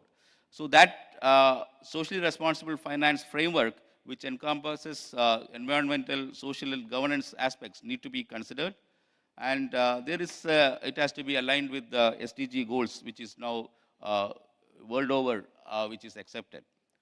Now, I'll tell about NABARD, which is into the impact investing in India. We look after the rural sectors in India, which actually touch lives of around 60% of 1.4 billion population, which contributes to roughly around 40% of the national income. So that itself, there is a proof that rural-urban divide is there, that 40% of the population contributing, 60% of the population contributing to 40% of the income or even less than that. So that rural-urban per capita income divide is there. So we are working with farmers, we are working with rural entrepreneurs, we are working with rural institutions, and we are also working with grassroots collectives. So what we intend to do is that we build capacities and make them eligible for financing by the proper financial institutions. If they are not, then we provide credit enhancements in terms of some subsidies, grants, and also guarantees. And we are being fully owned by Government of India. Our guarantees will be considered as sovereign guarantees, and for the financial institutions, they will be, they can have the risk capital advantage for that. So for a vast country like India, and there is a fragmented landholding, so what we are trying to do is that we are collectivizing the people to make them eligible to be considered by formal financial institutions. So producer organizations are there, groups, self-help groups, and liability groups are there. So we actively promote sustainability. We are there in the renewable energy area as well. Social equity is one of our important things. Rural infrastructure to improve capabilities of credit absorption, and balance between environmental and the impacts will be there. Then economic growth, of course, is the most important thing. So when you look at the mission-driven finance, a lot of trends are emerging. If you look at many countries now, they are moving away from impact investing, including green finance. You are aware of that latest developments. So mainstreaming is very important, and this is happening because across the world, countries are realizing that and measuring the impact. That is the focus. More focus should be there so that the investors will be sure about where the money is going. And thematically focused impact funds are coming up. Technology is getting integrated. Cattle capital and blended finance is coming. Then climate solutions, which is a very important thing, and diversity and inclusion are very important. So now it is an imperative that finance is not just pure finance. We should look at mission-driven finance as well, and for sustainability. And even if finance has to exist maybe 10 years or 15 years after, right now we should look at mission-driven finance. If we are not doing that, I think the world over there will be chaos, and there will not be any sustainability maybe 20 years after, because we will be left with no options other than to perish. Thank you.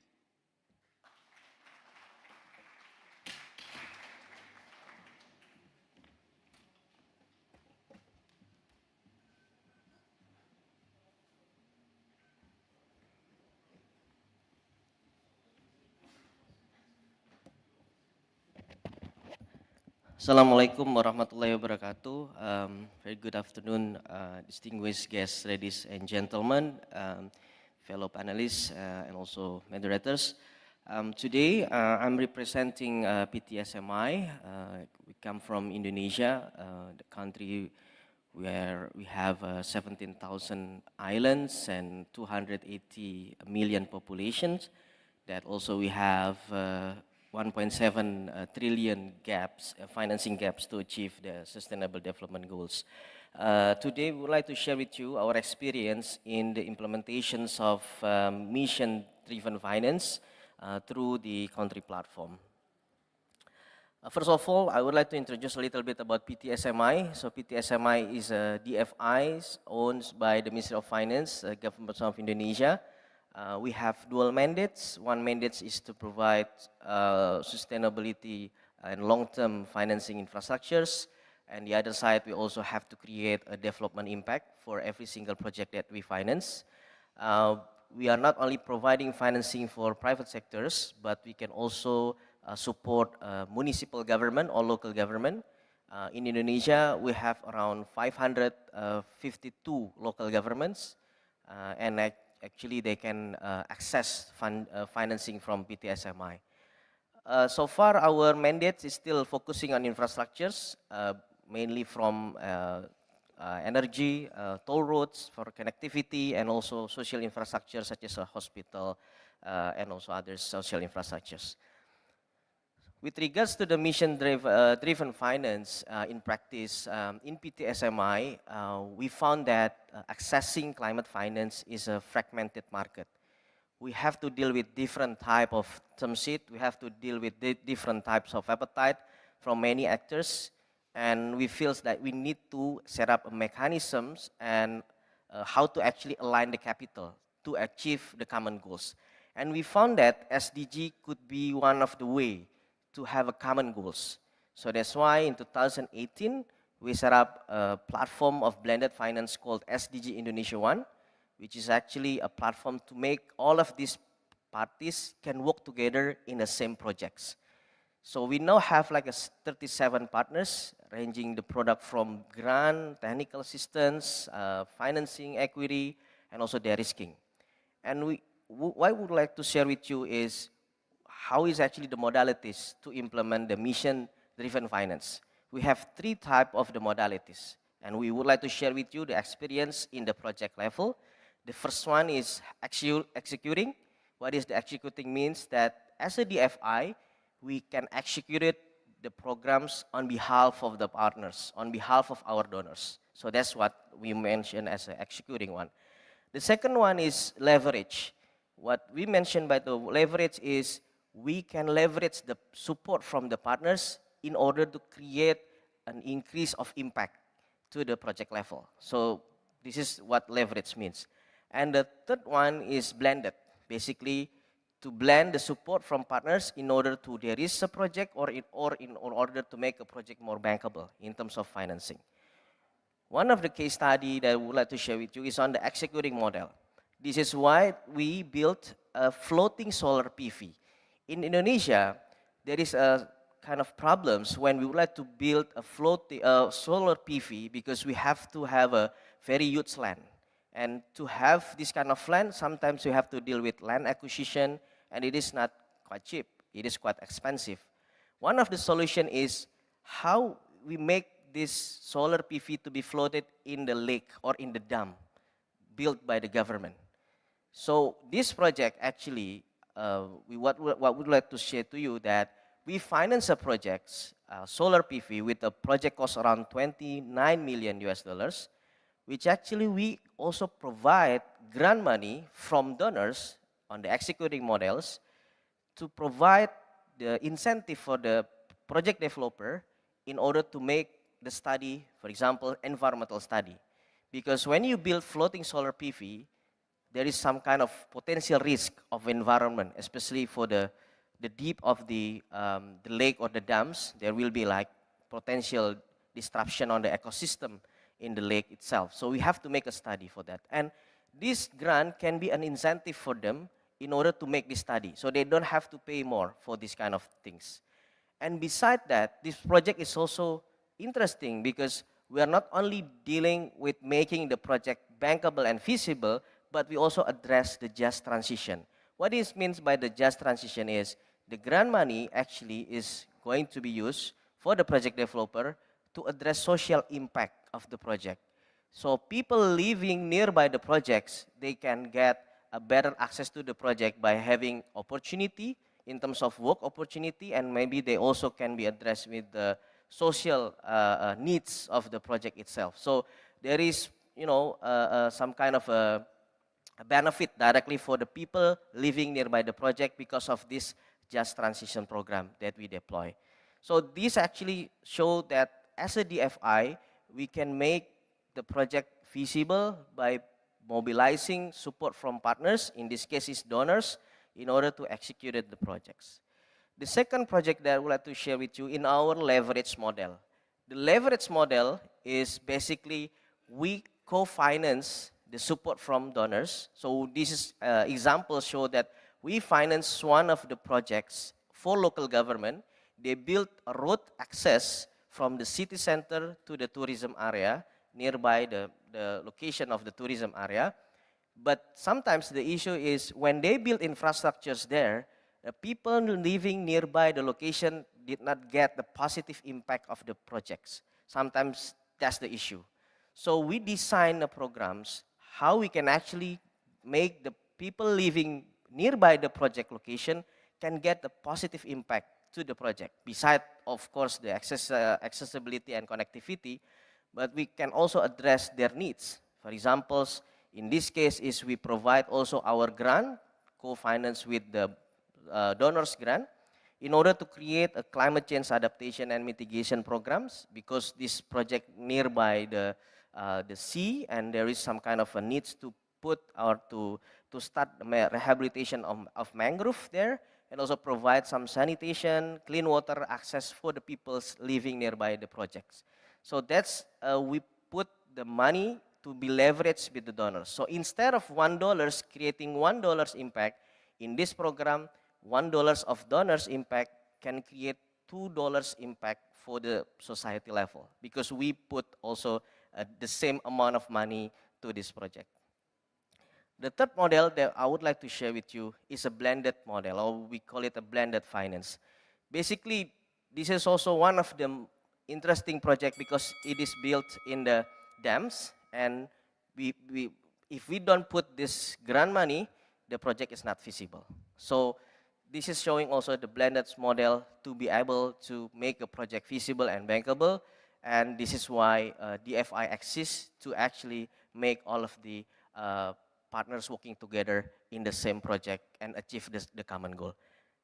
Thank you very much for your attention, and Assalamualaikum warahmatullahi wabarakatuh.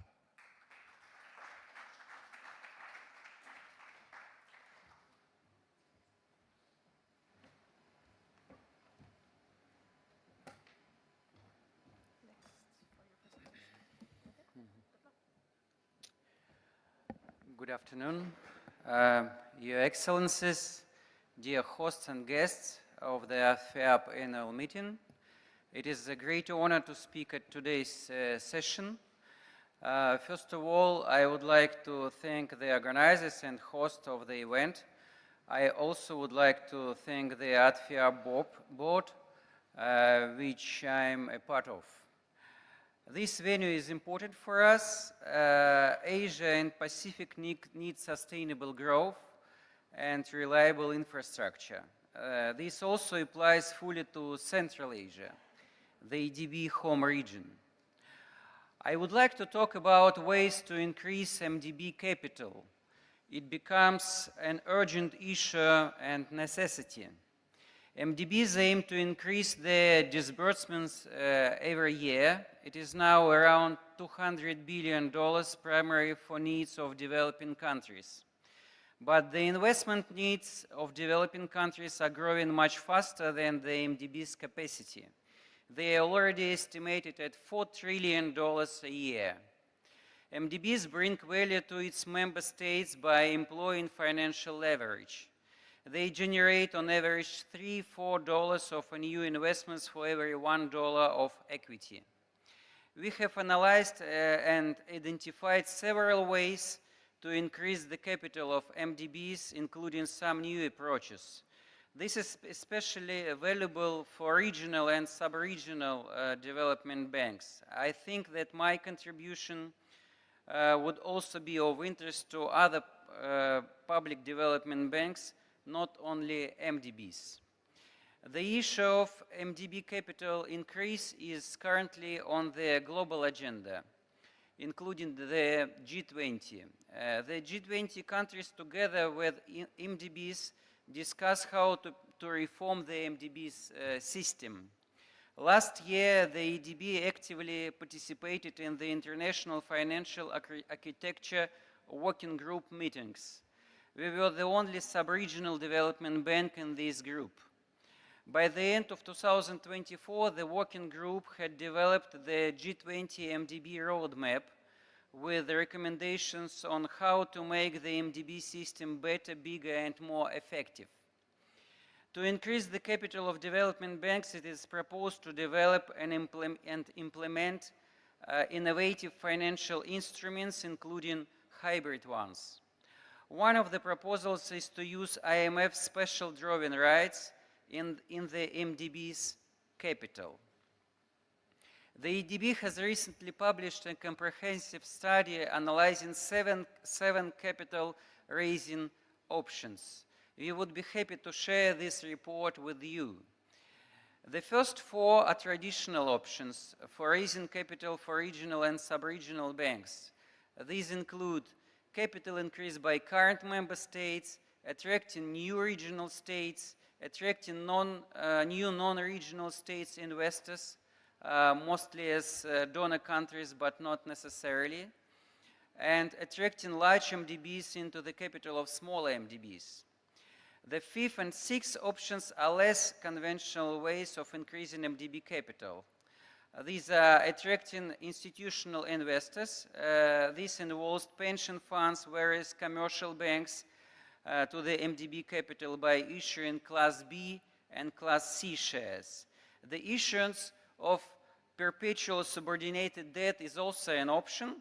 There are just a few instances in the world, but this solution has also been implemented.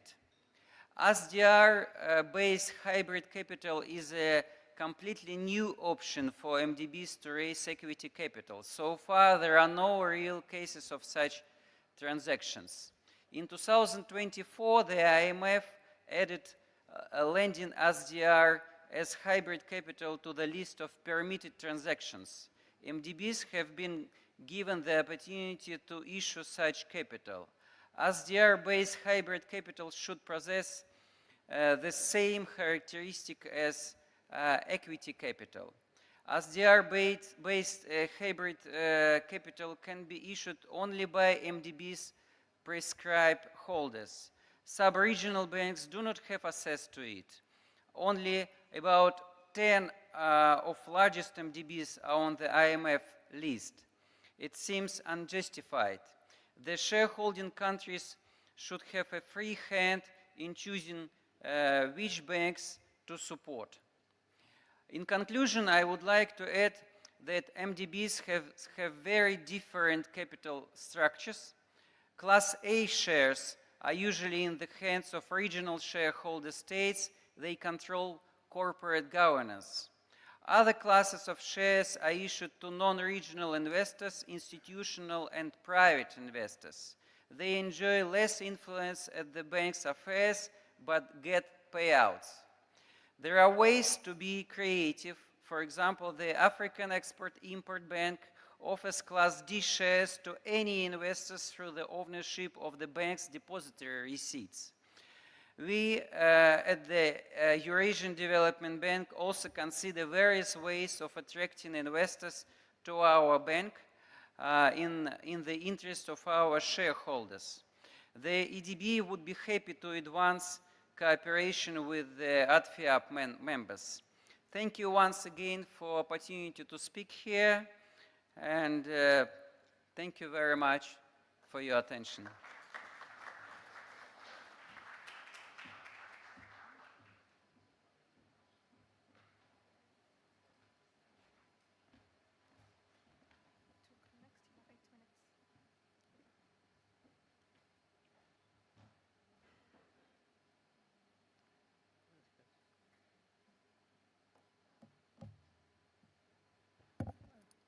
Distinguished guests, ladies and gentlemen, very good afternoon.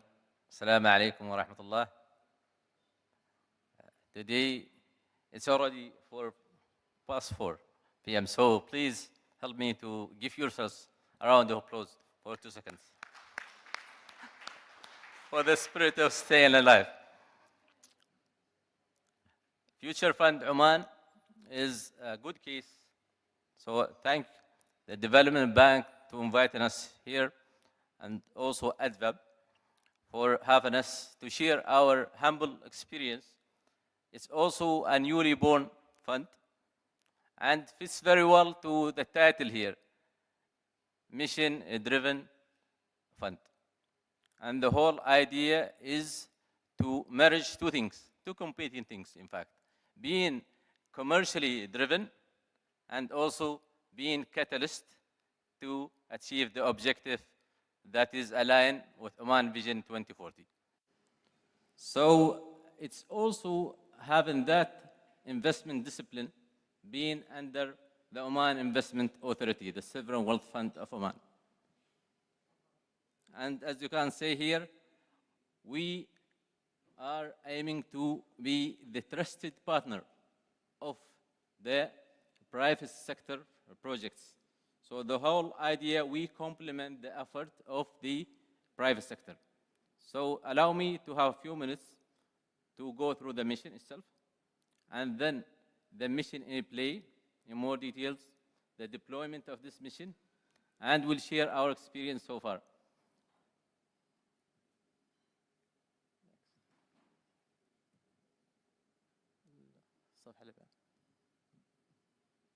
Can we get into? Okay. So our 3 feet objectives is to deepen the economy, but given the leadership to the private sector itself. So from now on, we look at the projects that is brought to us by the private sector, be it large corporate, SMEs, and even startups. And the startup starts from ideation as well. But the whole idea is to focus in deepening the economy that goes beyond the oil and gas. And given an emphasis to 2 pillars, 2 important segments of any growing economy, which is the MSCs, the SMEs, and VCs. These are below our ambition to grow our national economy in terms of percentage of the contribution of the national economy. And we also complement with the existing, in fact, financial tools available, such as Development Bank. So we take the other form or instrument that complement the work of the existing either commercial, financial banks, as well as Development Bank. And we aim also to attract FDIs and help the export-import, the overall trade balance in Oman. And the side effect will be by default also a triple effect in the economy from employment standpoint, as well as other social and environmental impact. So the target segment, again, is developers, entrepreneurs, and business people, as well as specific focus in SMEs and VCs, people who can make the difference in the diversification of the national economy. The sectors we target is the Vision 2040. So again, emphasizing the alignment because these are the fastest moving sectors, as well as the potential to grow as they are growing from typically low base. And we also have that environmental awareness for sustainability, both technical and commercial sustainability. So we focus on green energy as well as the ICT sector, which is self-creating sector every 5 years.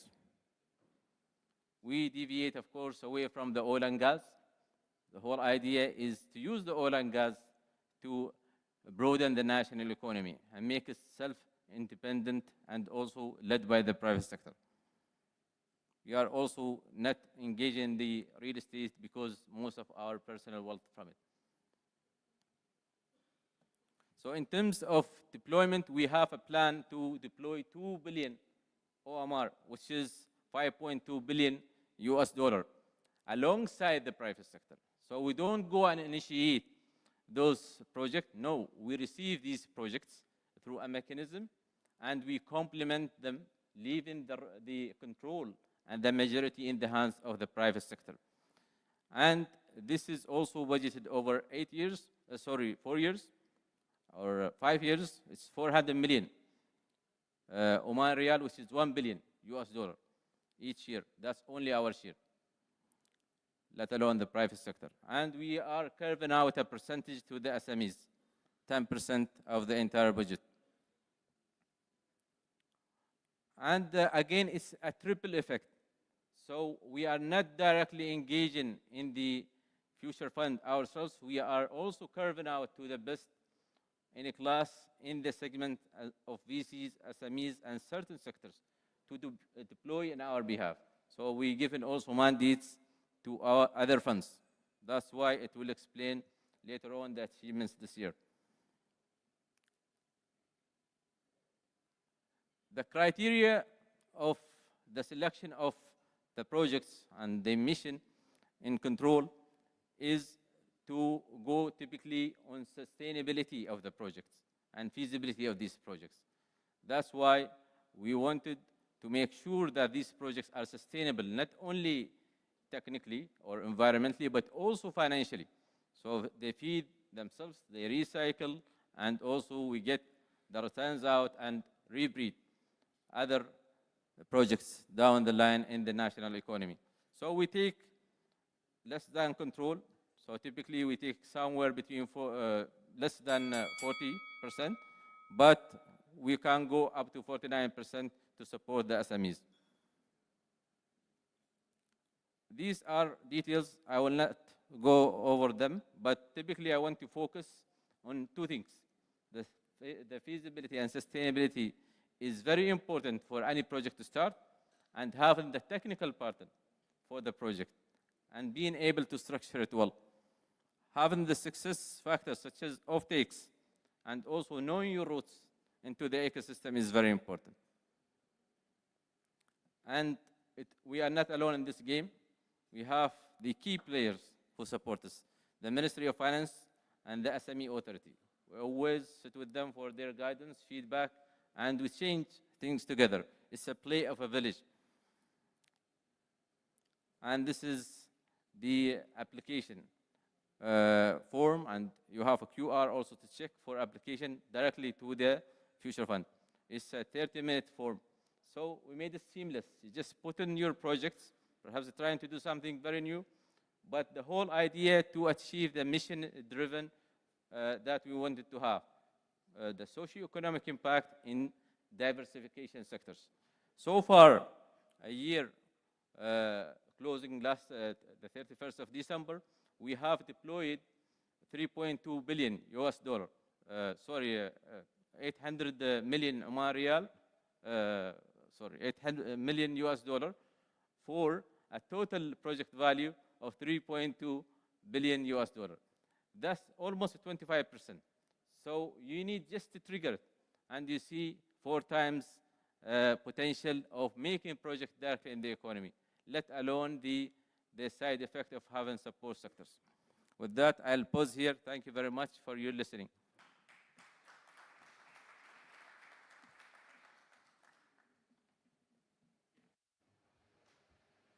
I think it's on now. Thank you very much, all panelists here on stage, and you all still listening to the interesting comments and statements from the colleagues here. You all talked about aligning capital with development goals, but all of you from a very different angle. And this shows that mission-driven finance can also be critical, be seen to reach sustainable goals at the same time.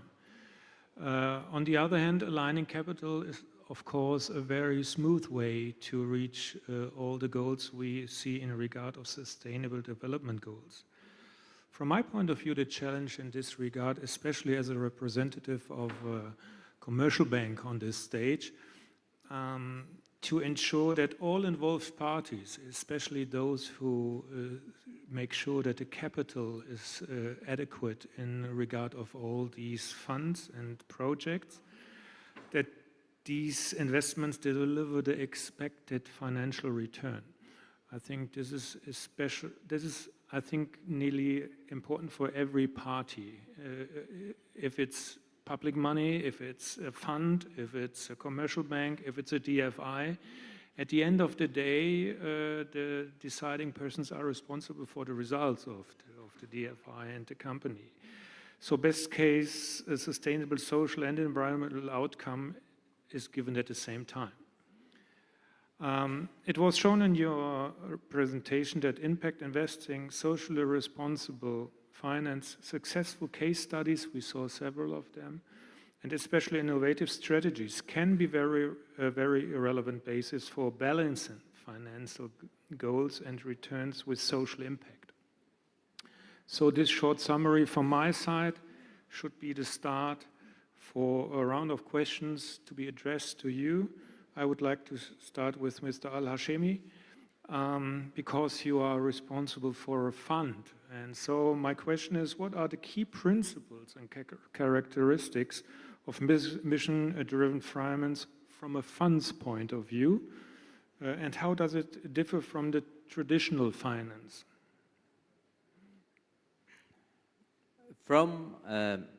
Thank you very much for this question, first of all. I've been also working previously in the private equity, in the international market, and also in the local market. But in this specific mission-driven finance, we focus in diversification. And diversification requires somebody to fill in gaps in the national economy. And filling these gaps requires a push from somebody alongside the private sector. And here is the fund coming to help not only the return, and this is our first filter, of course, being an investment entity, but also a socio-economic matrix. And there we defined employment as a big part of it and has a meaningful weight, but also we care about R&D, filling the gaps in the national economy, reducing the current trade deficit, etc., in some sectors. So these are the principles that we care about: filling the gaps, achieving a socio-economic matrix, and also helping the environmental factor. Thank you very much for that. Mr. Shashi, what is impact investing about? And how does it differ from social responsible investing? For example, another question from my side, what are the benefits and challenges in this regard of impact investing and how they can be addressed? Yeah, so thank you for the question. The impact investment, as I've shown in my presentation, is something which is looking for a blended return. You said about the shareholder return is very important. Yes, it is very important, but on a sustainable basis, if you want to do financing, we need to be more inclusive. Otherwise, only a section of the population will get adequate finance. So it's very important that the newer areas and livelihood opportunities should be given to those who are marginalized as well. So that is where the impact comes in. So though the capital which we are deploying need to provide some return, that need to be actually fine-tuned with the impact which is getting created. That's what the essence of my presentation as well. So that is where the private investors may not be able to do impact investing in a larger sense. So that is where the role of government comes in. So there is a niche area where the government-dependent population and purely market-dependent population. In between, there is a section of population which can be actually driven away from the government to the market. For that, some sort of a developmental action need to be there, and that is where impact investments comes to play. If you talked about socially responsible investments, yes, this is a part of impact investing, but then it's another area where, as I said, there's certain sectors which the investor doesn't like will be getting screened, and they will not want their funds to be deployed in that. For example, in the tobacco industry, some socially responsible person, investor, may not want to do investments in tobacco because the tobacco industry is considered to be some sort of a negative in some sections. So that way, the socially responsible investing as a part of impact investing is a minor part. But then larger is the social responsible finance, which includes both impact investing and social responsible financing. So here, as I said in the beginning, that the niche area of development finance, where the capital needs to be deployed in a larger manner, because may not be essentially capital accretive, in the sense that the capital deployed may not give market returns in terms of the financial returns, but the blended return which we are looking at may have compounded effort, so that these sections of society will be gradually weaned away to the market, so that the private investors can come to play, and of course they can assure shareholder returns as the market moves on. Thank you very much for this explanation. Mr. Pukutsov, not surprising for a commercial banker, but you certainly are right when you're saying that DFIs also need recapitalization. A thing which sounds a little bit surprising, because it was said, hey, funding is not the main challenge. We heard it before. But in the end, DFIs are not printing the money themselves. They have to have a very good financial basis for that. So, however, we know it's generally a more lengthy process we are working on when we are in banks and do the recapitalization. What can DFIs do, or do even right now, to support mission-driven finance? And best case, I know you will do that, can you name or identify some quick wins in this regard?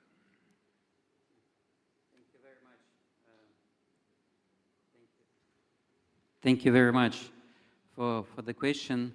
Definitely the recapitalization of any financial institution is a key, and MDBs of particular need for recapitalization because of huge development agenda of our shareholders.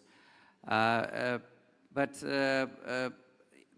the answer to your question is to try to use the existing capital in more effective ways, and I think the quick wins could lay in the area of cooperation between MDBs, because there is a huge potential to be more effective in fulfilling big projects. It is impossible to execute multi-billion project only with the efforts of one institute. And usually we see competition between big institutions, small institutions, so the cooperation is crucial, and it gives a lot of opportunities. I think that it should be in the area of mobilizing capital to share the burden of financing project, the cooperation in capital markets to be able to raise funds more effectively, the cooperation in promoting local currency financing, as local currency financing is very much liked by governments to reduce currency risks.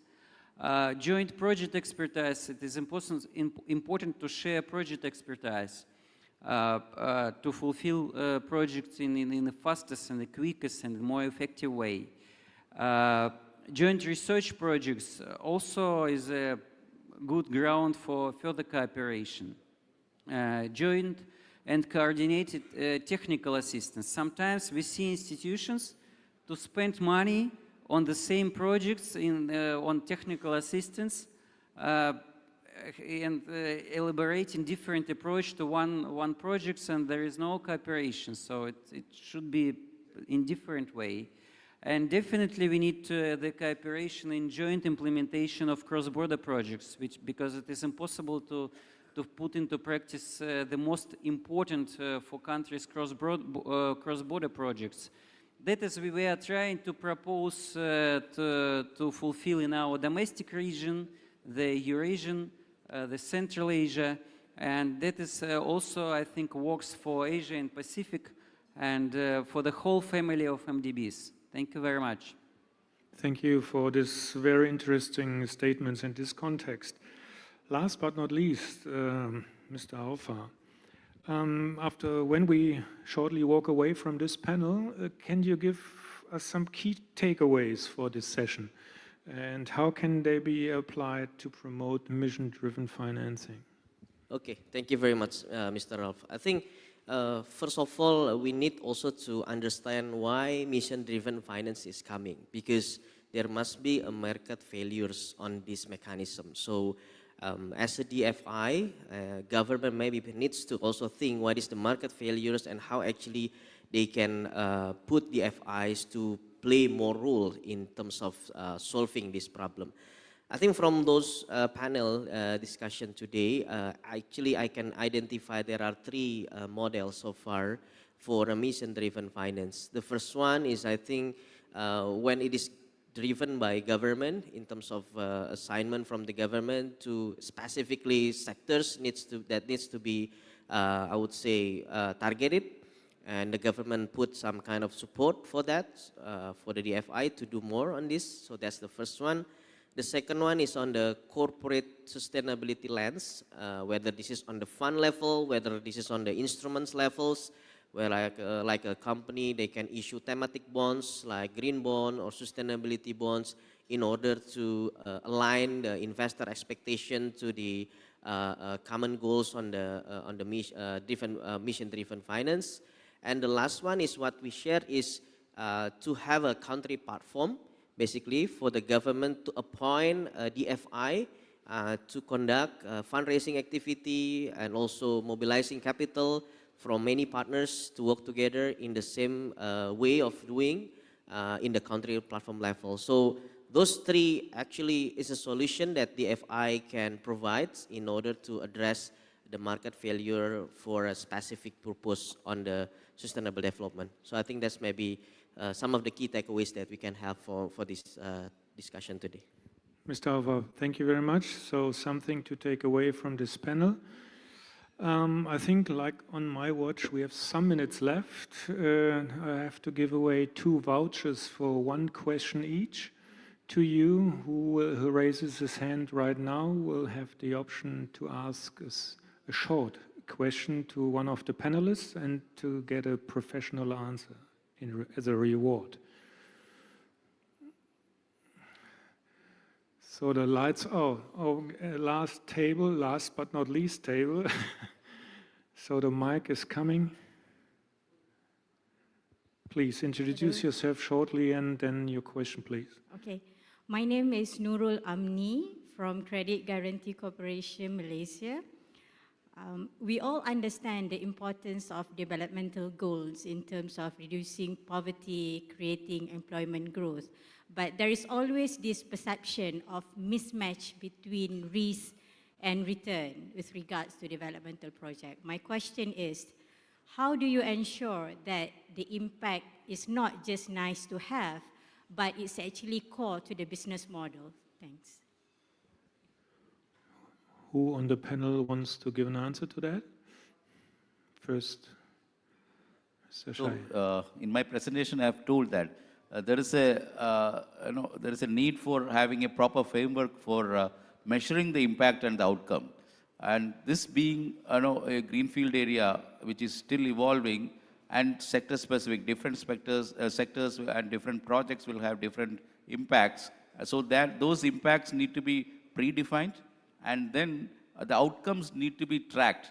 That is a very laborious process, but then the investing document will have certain predefined outcomes, and then when the outcomes are being measured, there will be a framework which is fitting into that, the investment document. That's what, in our case, when we went with the social impact bond, we declared to the market that we will be using the funds for these certain outcomes which have been specified, and we also specified the framework with which these will be monitored, and there are the milestones which will be there as a result of the investments activities which are making out of these funds.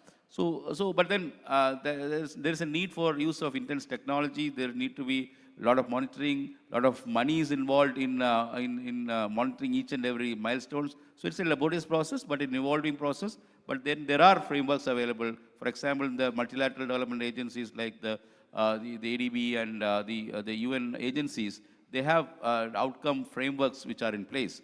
So the development financial institutions can make use of that as a template, but then we need to customize it for many of the projects which we are undertaking. To add something from my point of view, and we heard a lot of measurements and KPIs and milestones. This all happens and is to be evaluated after a plan has to be set up. The business idea, the project itself has to be intensively evaluated before it starts, before the money is given. And I think when all participants are of the same opinion that it is worth, this project is worth to be invested in, then of course these milestones and KPIs are to be defined to allow also the company, the person, whoever is in charge, to be guided by all participants up to this hopefully successful end of this project. Last voucher to be handed over to whom? Just the glasses to be corrected, it was no sign. Okay, I take it for granted that we nearly ran out of time, but it was on time. Please. My name is Khamis Sabahi from Development Bank.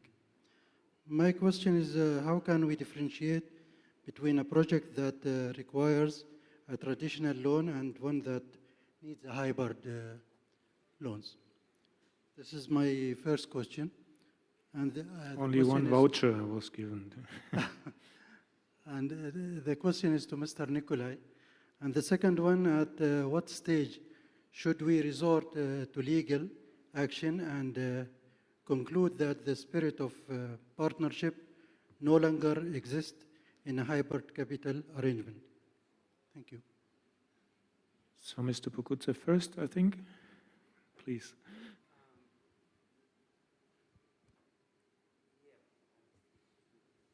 Thank you very much for the question. Actually, hybrid loan is one of the ways to extend the capital of the bank, and we didn't see a lot of examples of that approach, but I think that once executed, it will be followed. And we in the Eurasian Bank trying to elaborate the approach to this, and hopefully we'll be able to deliver the results on the next annual meeting. Thank you very much. The second question was addressed to whom, sorry? Or was it an open question? What we can do for the last question, maybe during the networking coffee break, we Yes. can have a more in-depth discussion. We can invite the gentlemen to meet with the entire panels and maybe have an exchange. For the sake of time, I would have to ask for us to cut it short, unfortunately. We have to accept it. I Thank you very much, appreciate all it. panelists. Thank you very much. A round of Thank you applause, for your ladies and questions. gentlemen. And of course, I really do have to say thank you very much. That was very insightful. We got to learn a little bit about every country, but also every different entity. And to formally recognize all of the insights and values you've shared, I would like to call up on stage Mr. Mazen Al-Ansari, Board Member, Development Bank, together with Mr. Takeo Kitamura, General Manager, Business Planning and Coordination Development of Japan, to join us on stage so that we can appreciate our moderator plus the panelists. Thank you very much. A round of applause, ladies and gentlemen. A very dry crowd.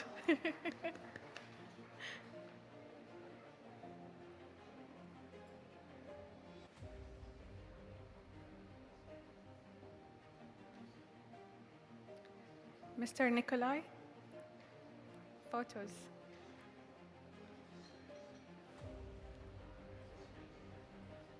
Excellent. All right, going up first, we have our moderator, Mr. Ralph Volmering, to join in the center so that we can get his certificate. All right, photos.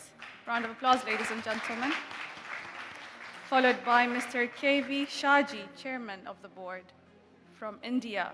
A round of applause, ladies and gentlemen.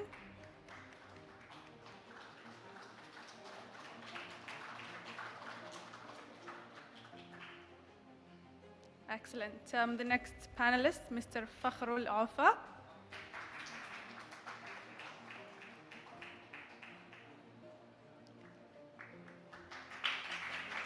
Followed by Mr. Nikolai Podguzov.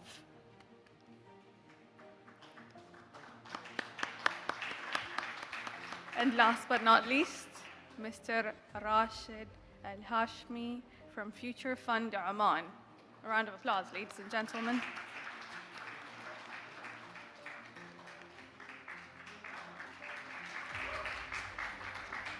All right, and now finally, a group photo with all of our panelists, our moderator.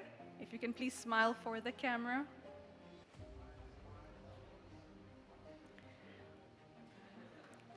All right.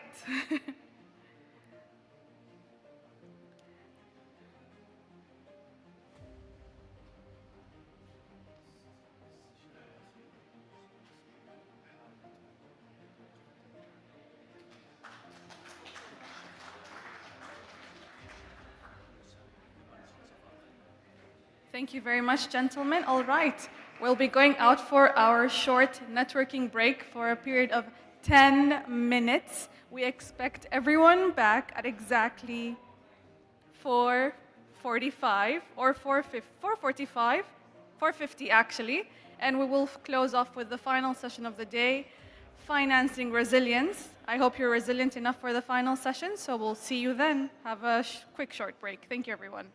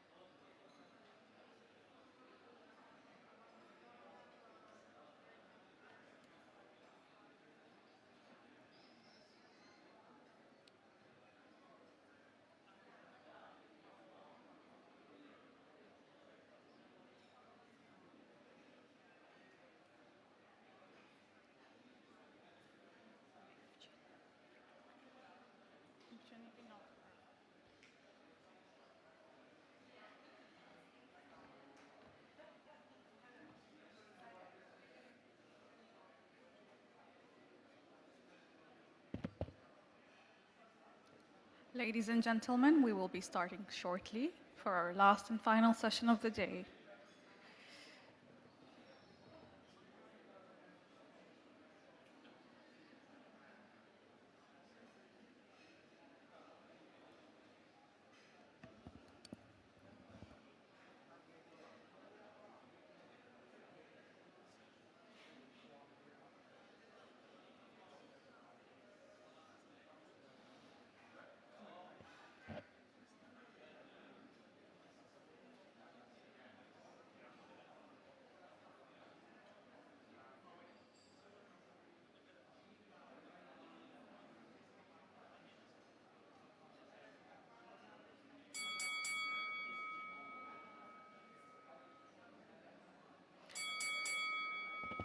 Ladies and gentlemen, welcome back from the networking break. We will be starting shortly with our last and final session of the day.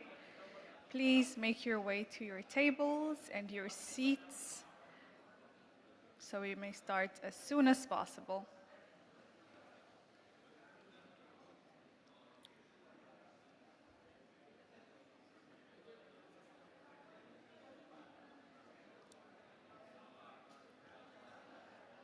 Are our speakers in the building by any chance?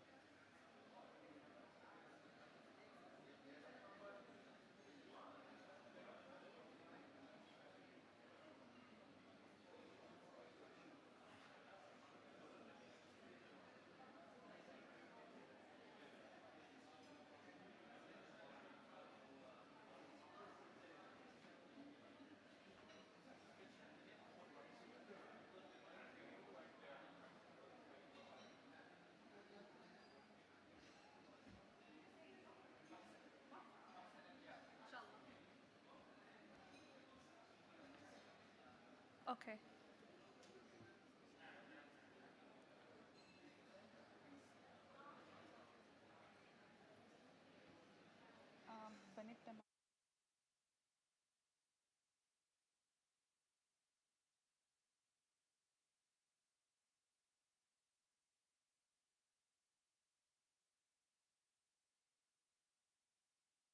All right, ladies and gentlemen, thank you for making it back on time for our very short break. And now for our last and final session of the day, session number 4, Financing Resilience, Building Economies that Endure. I would like to tell you that this session will be moderated by Datuk George Tatum Tulas, CEO of Sabah Credit Corporation Malaysia, and our speakers shall be Dr. Evgeny Vinokurov, Deputy Chairman of the Management Board and Chief Economist, Eurasian Development Bank from Kazakhstan, Mr. Denis Ivanov, Chairman of the Board, International Bank for Economic Cooperation, IBEC, Russian Federation, Mr. Dr. Mohammed Al-Yami, General Manager, Development Effectiveness Office from Saudi Arabia, and last but not least, Mr. Mohsen Al-Jabri, Acting General Manager, Oman Net Zero Center. May all of our moderator and panelists kindly join us on stage. A round of applause, ladies and gentlemen. Let's hear that power after the break. I hope you're rejuvenized. All right, we will flip things a bit and start with the last presentation, which is from Mr. Mohsen Al-Jabri, Acting GM, and we will tell you who goes next, inshallah. Please. The green button goes forward, you have 8 minutes, I'll signal.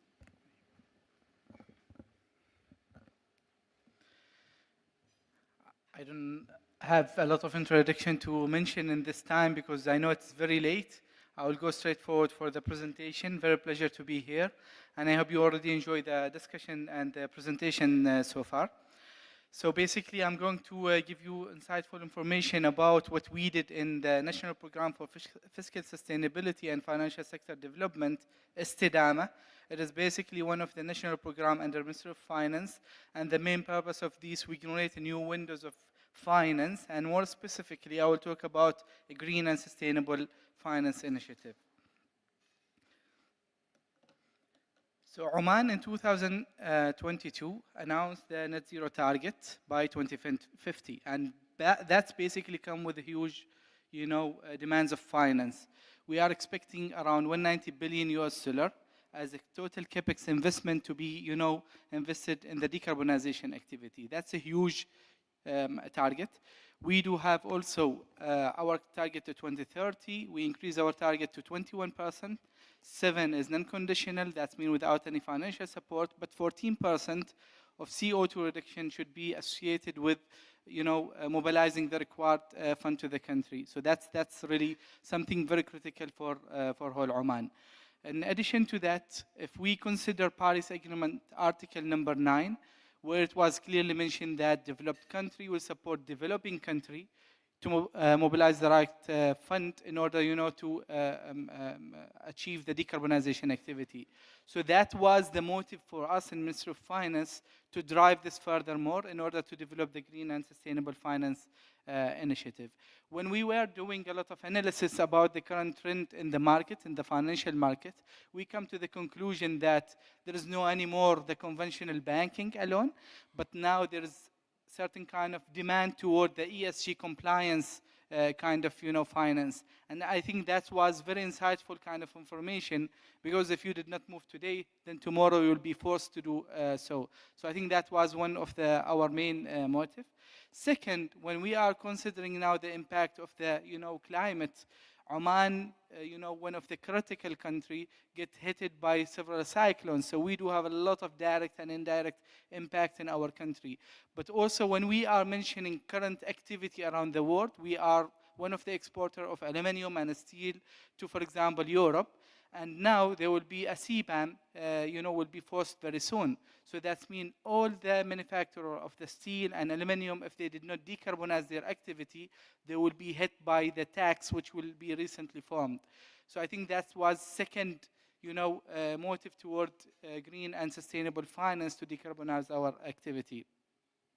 Also, when we were doing a lot of analysis and assessment for the green and sustainable bond, we come to conclusion that there is a huge demands, of the market for green and sustainable bonds. I think that's well reflected in this graph, but also I want to give you certain kind of insightful information about the GCC region. In 2021, only one country issued green and sustainable bonds, and I think they were targeting around 600 million US dollar. 1 year later, it's increased to 8.5 billion US dollar. With one deal, they were like targeting 2 billion US dollar. They get oversubscribed by 20 billion US dollar. So that could show you that there is a huge demand and huge fund available, but we have to start mobilizing our capacity, enlarging that to get access to green and sustainable finance. And that's in brief took us toward the next step to develop green and sustainable finance ecosystem for whole country. And the aim of this initiative basically supporting both public and private sector in Oman to get access to green and sustainable finance in order to achieve the target with the lowest possible cost. And this was exactly started in July 2023. 1 year later, we were able to achieve most of the agreed KPI. I will explain later about this kind of KPI, which now will enable Oman to start getting access to green and sustainable finance.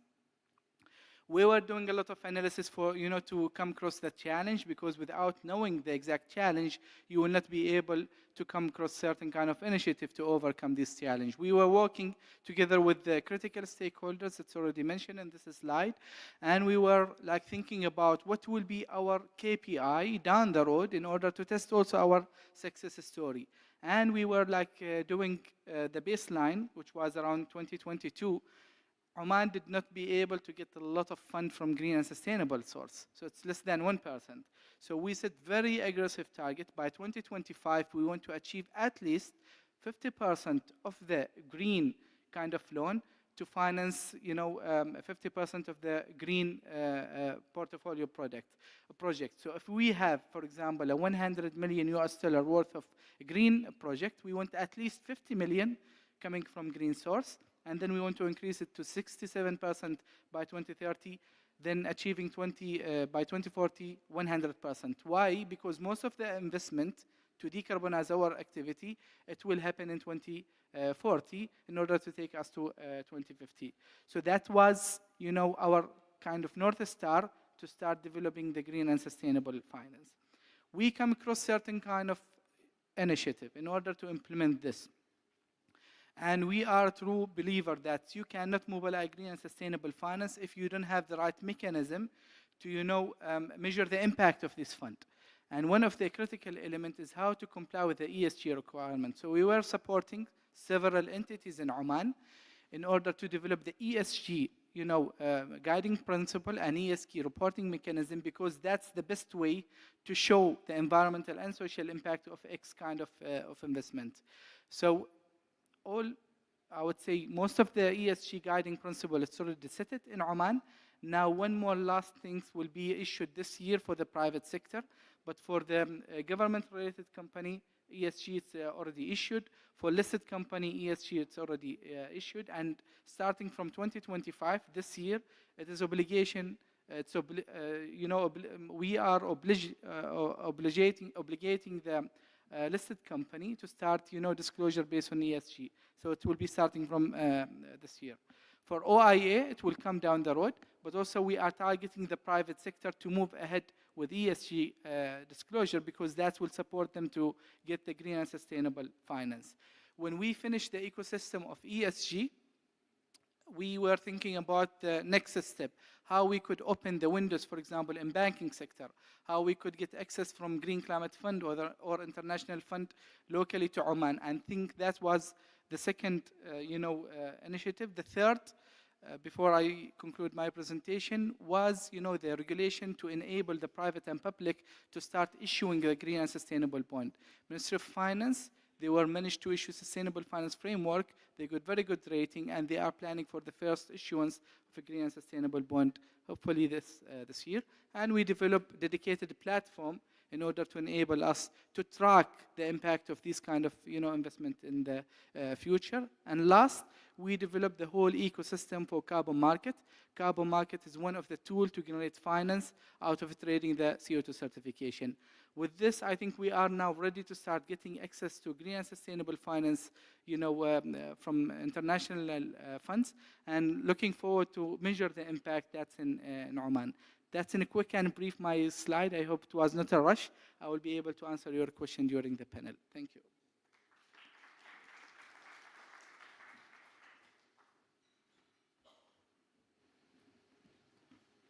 All right, our next speaker will be Mr. Mohammed Al-Yami, who will be joining us and share his presentation.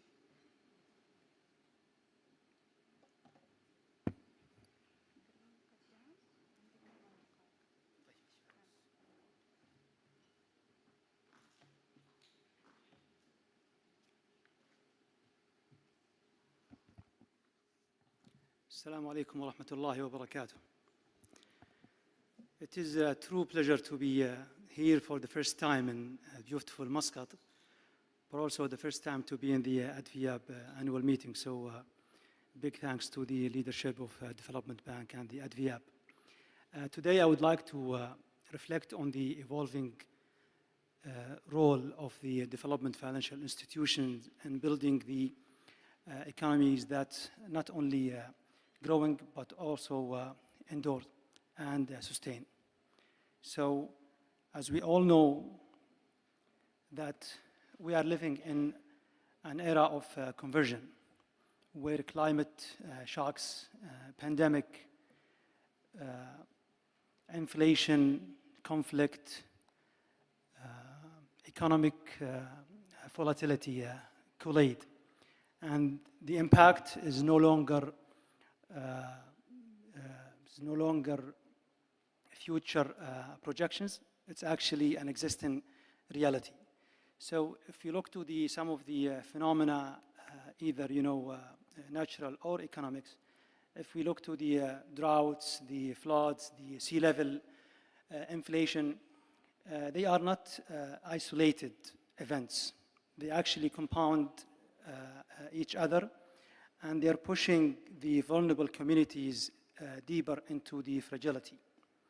And the situation is even worse on the development market, where the negative impact is higher and the recovery is much slower. So that's the task in front of us today, which is not just to respond, but I think as the development financial institutions and other stakeholders, our role is really to anticipate, to absorb, and to adapt. This is, from my point of view, is the essence of resilience. I meant to have a high-level presentation, not to go into technicality of it, just to try to come all together in a common understanding of what is the challenge in front of us. And as one of the scholars said, the vulnerability is becoming the new baseline. So with that, finance must raise to counterbalance. And I think resilience financing is distinct from traditional development finance and also from the climate finance. The resilience financing requires an adaptive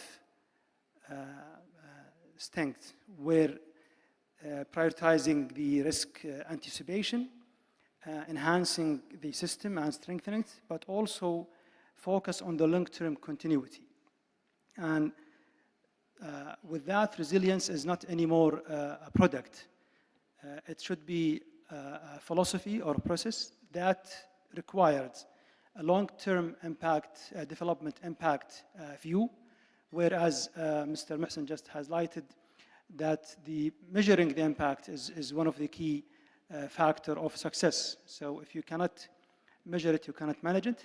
And also, one of the requirements is to be a risk-informed decision across products. That's for the development financial institutions.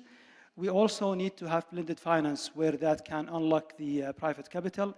And finally, the decision, that database decision-making that will enhance the merit of the investment decision of development financial institution. The role of DFIs in this spectrum is really to play a critical mandate, closing the gap of the market failure and also unlocking some capital where it's most needed. And to do that, the absorbing early risk by doing the proper assessment is a must, but also having a new mechanism of financing. And I think in the previous session before us, there was some talk about the hybrid financing, and there was actually a question about it. So just inventing a new mechanism, a new tool for financing is a must to co-op with the resilience mandate. Also, we need to align with the national resilience goals. And I think we are fortunate at the development financial institution that almost all the countries in the world has their own national development plans, and also some of the vision plans. If we look to Oman, they have the 2040, Saudi Arabia, they have 2030, but also they have the national development mandate where the development institution, all what they need is just to be aligned with those plans, to have the right mechanism in place, to have the right investment criteria and products in place. Resilience in this case must be built in our mandate as development institution. It's not anymore an added feature on product or investment procedures. So as said here, resilience must be bankable, but I think more importantly, it must be understood meaningfully so we can move ahead with what it requires to be resilience-friendly financing. And the two slides here, I would like to reflect on the ICD experience. We just embraced the sustainability journey of ICD. By the way, ICD is the Islamic Corporation for the Development of the Private Sector. We are the private sector arm of the Islamic development bank. It's just similar to IFC, to the World Bank. I thought I would do the introduction earlier, but here you go. So we did our journey to incorporate three main pillars, including institutional awareness and alignment, that to build the culture, but also have the proper IT solution to minimize the data gap, and then building the capacity internally. I will not go into details here, but just to show you the full framework, we are talking about 15 initiatives under 5 pillars, and it will be implemented in 3 phases. And the time frame for this is between 3 and 4 years. We just started last year. This was a very thought of process, and it requires all the stakeholders internally, but also some of the internal stakeholders to join us in this journey. So for the other DFIs, what they need, I think, again, I would refer to Mr. Mohsen here. He was really talking about building the internal capacity and having the right partners, but also maybe providing or introducing new financing tools that's adaptive and inclusive, but also context specific. That will help when we are building the partnership and dealing with some sort of syndication with other MDBs and DFIs. But finally, we need to manage risk. And I think a statement I would like to mention here is the sequence matters. So to be able to have the right financing, the culture, the system, and the strategy must be aligned first. I would like to end by saying that resilience is really not an objective or a goal. It's a habit or a culture, and it needs to be taken into consideration this way. DFIs must work collectively to go longer, but also they must look to the resilience not as a standalone objective, but the resilience should be the foundation of the DFIs on how they make deals, finance, structure risk, or even define success. With that, I will end my presentation. Thank you very much.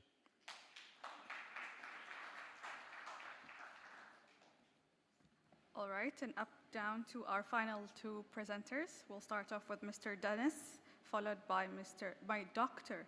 Evgeny to conclude the presentations and get into the panel session. Mr. Dennis.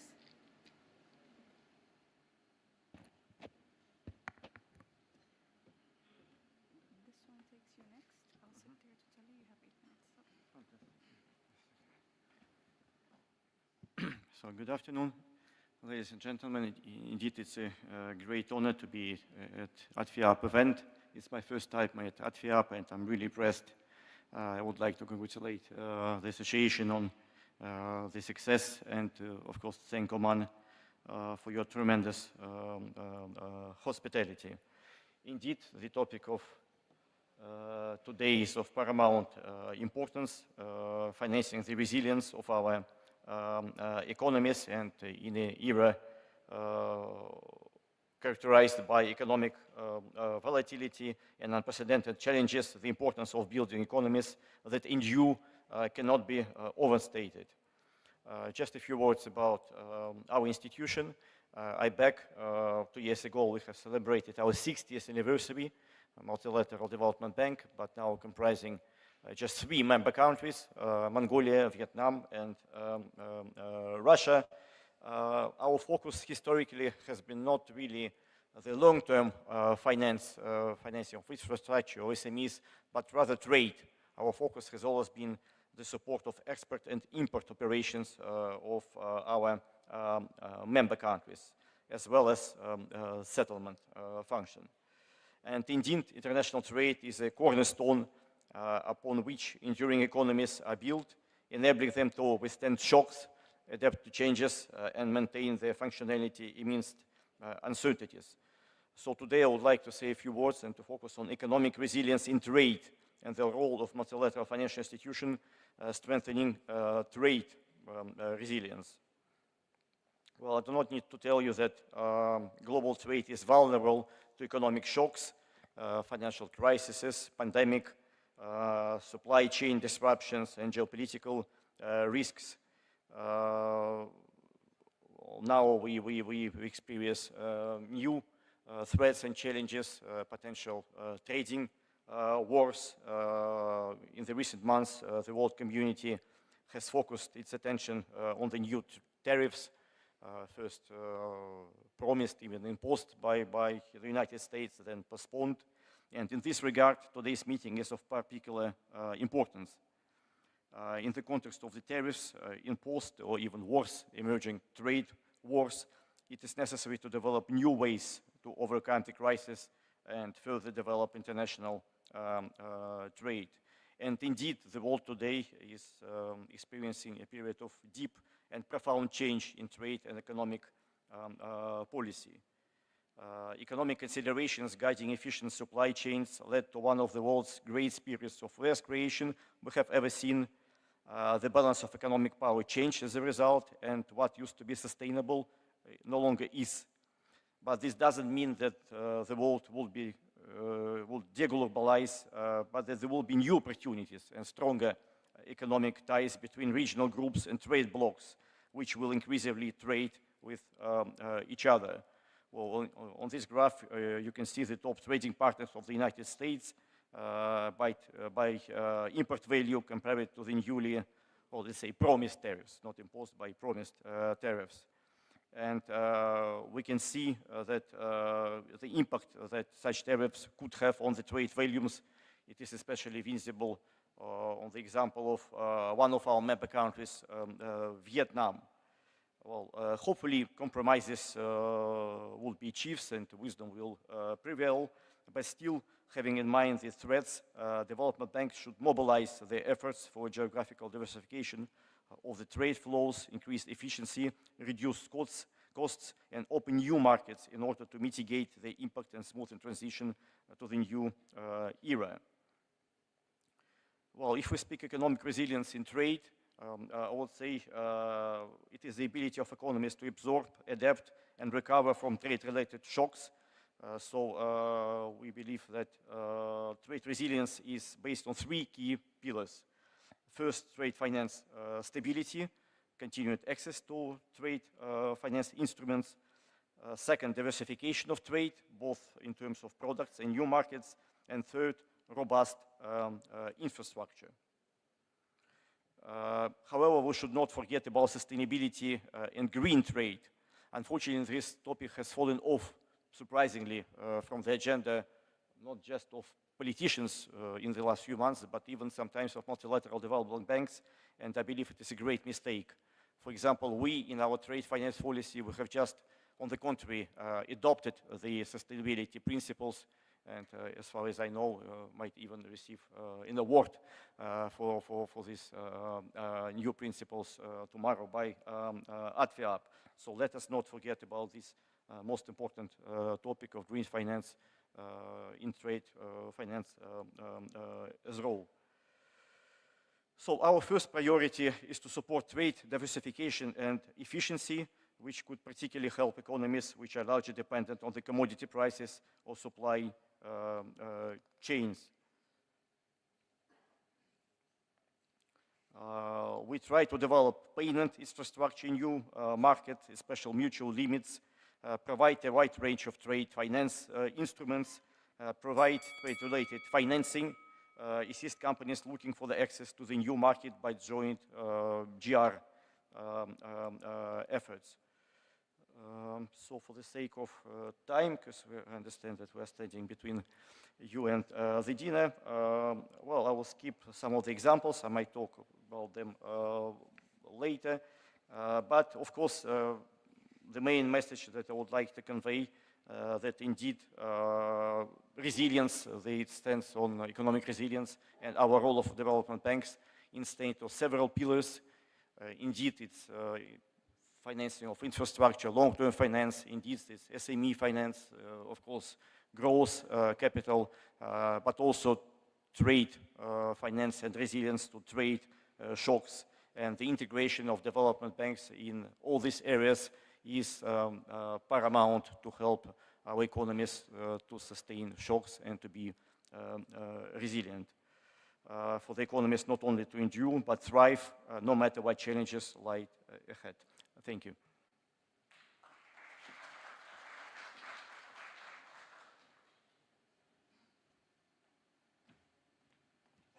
All right, final speaker of the day.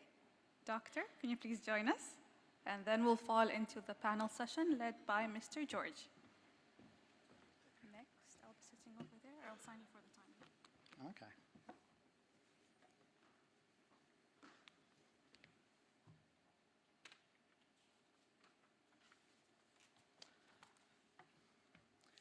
Good afternoon, dear Chair, dear fellow development bankers. My intervention is on water in Central Asia. As I was doing the write-up, I was thinking, why should a development banker from Oman or a development banker from Malaysia care about water in Central Asia?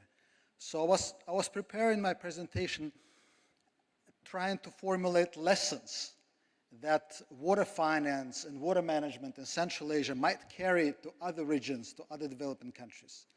Because half of developing countries face water deficit. Another half doesn't face water deficit, but you still face issues with financing irrigation, sanitation, and water supply in cities. That's everywhere, absolutely.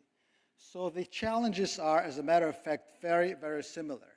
And water has been underinvested all over the world, in particular over the last decades.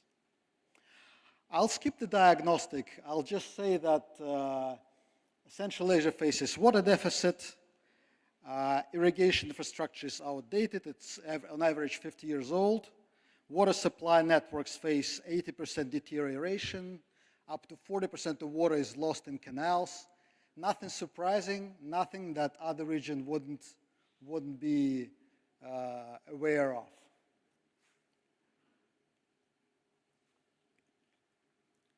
Lesson number one. When we're talking water finance or water management, there are two sides of it, demand and supply. And the current lesson from Central Asia is perhaps that we, as financiers, as development bankers, should put much more effort into managing the demand side. Instead of expanding supply of water, it's much more useful and brings more value for money to finance efficient demand of water. What does that mean?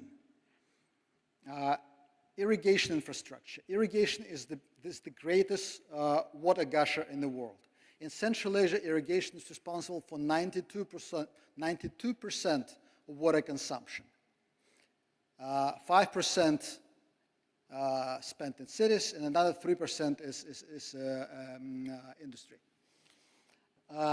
Introducing digital water metering alone would save 12 to 15% annual water savings.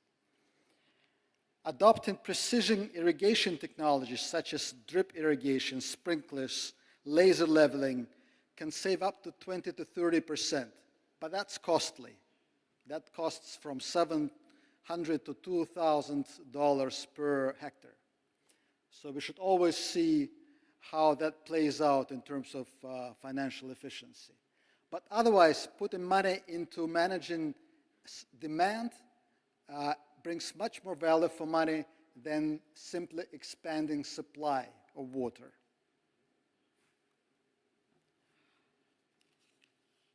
Lesson number two is somewhat unusual, and you might disagree. I think that all developing countries around the world, or most of them, really want to develop their own industrial base. If a developing countries want to graduate one day from mid-income to high-income status, this country should develop its own industrial way. There's probably no other way around. And we should look for niches to develop our domestic industries everywhere we can find them. So we suggest for Central Asia the following. We're talking to national governments now. Look, you import $200 million of irrigation equipment yearly. With our forecast to double these imports up to $400 million by 2030. 98% imports. Let's develop our own domestic production of irrigation equipment. Irrigation equipment is not computers or semiconductors. Irrigation equipment is essentially pipelines plus quite basic machinery. So let's develop that based on the strength of our domestic market, and then as a second step, go and conquer export markets. That's our idea which we're now pushing in terms of cluster development, governmental subsidies, and first small companies in Kazakhstan and Uzbekistan.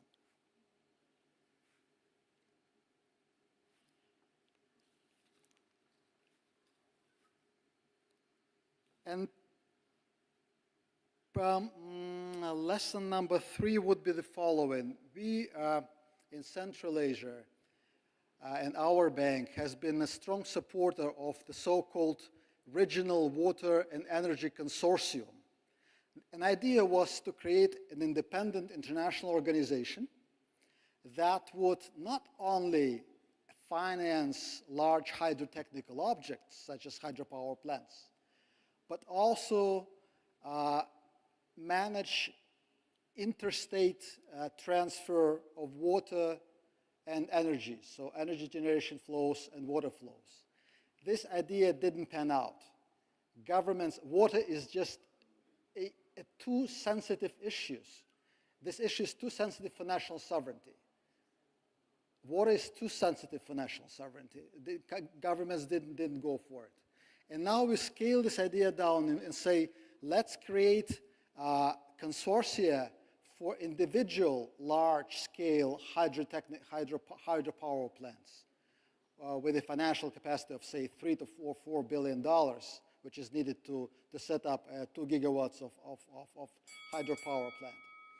And this idea proves to be a much better going idea. The government say, okay, if we're talking about water energy consortium within national legislation, which would not manage water flows, but simply manage water finance, then why not? Last but not least, I have gone through the statistics of the multilateral development banks around the world. And I couldn't fail noticing that we finance a lot of connectivity projects. Over the last year, we've increased the share of renewable energy by far as part of our climate-related portfolio. But water remains hugely underinvested by multilateral development banks and public development banks. So my call would be to take water seriously, and in our strategic planning, try to find a proper place for water in the future. Thank you.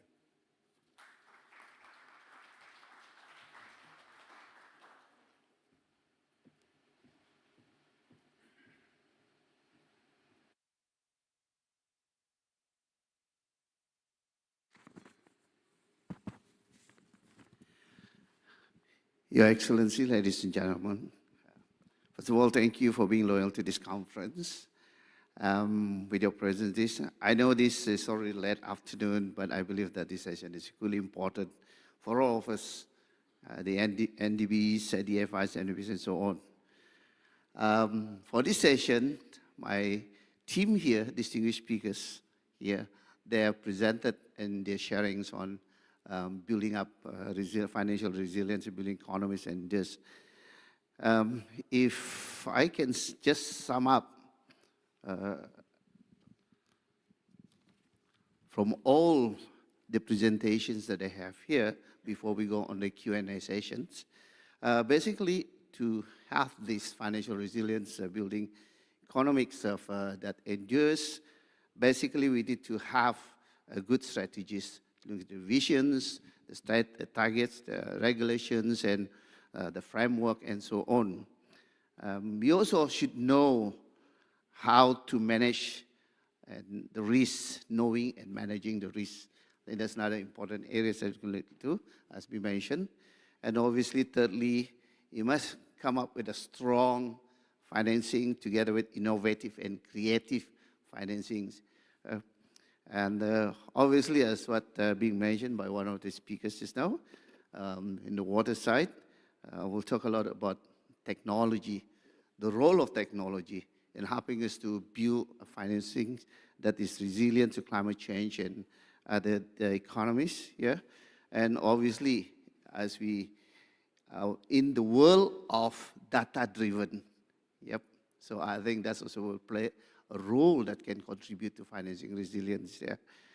And the last but not the least is basically to review the crucial roles of the DFIs, MDCs, and NDDs, you know, facing in these challenges that we have in building up this financing resilience and building up economies that endures.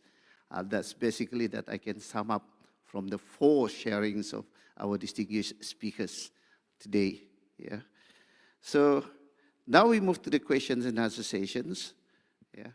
Obviously, there are questions that have been prepared for the 4 gentlemen here. Yeah. First, probably I would like to ask these questions.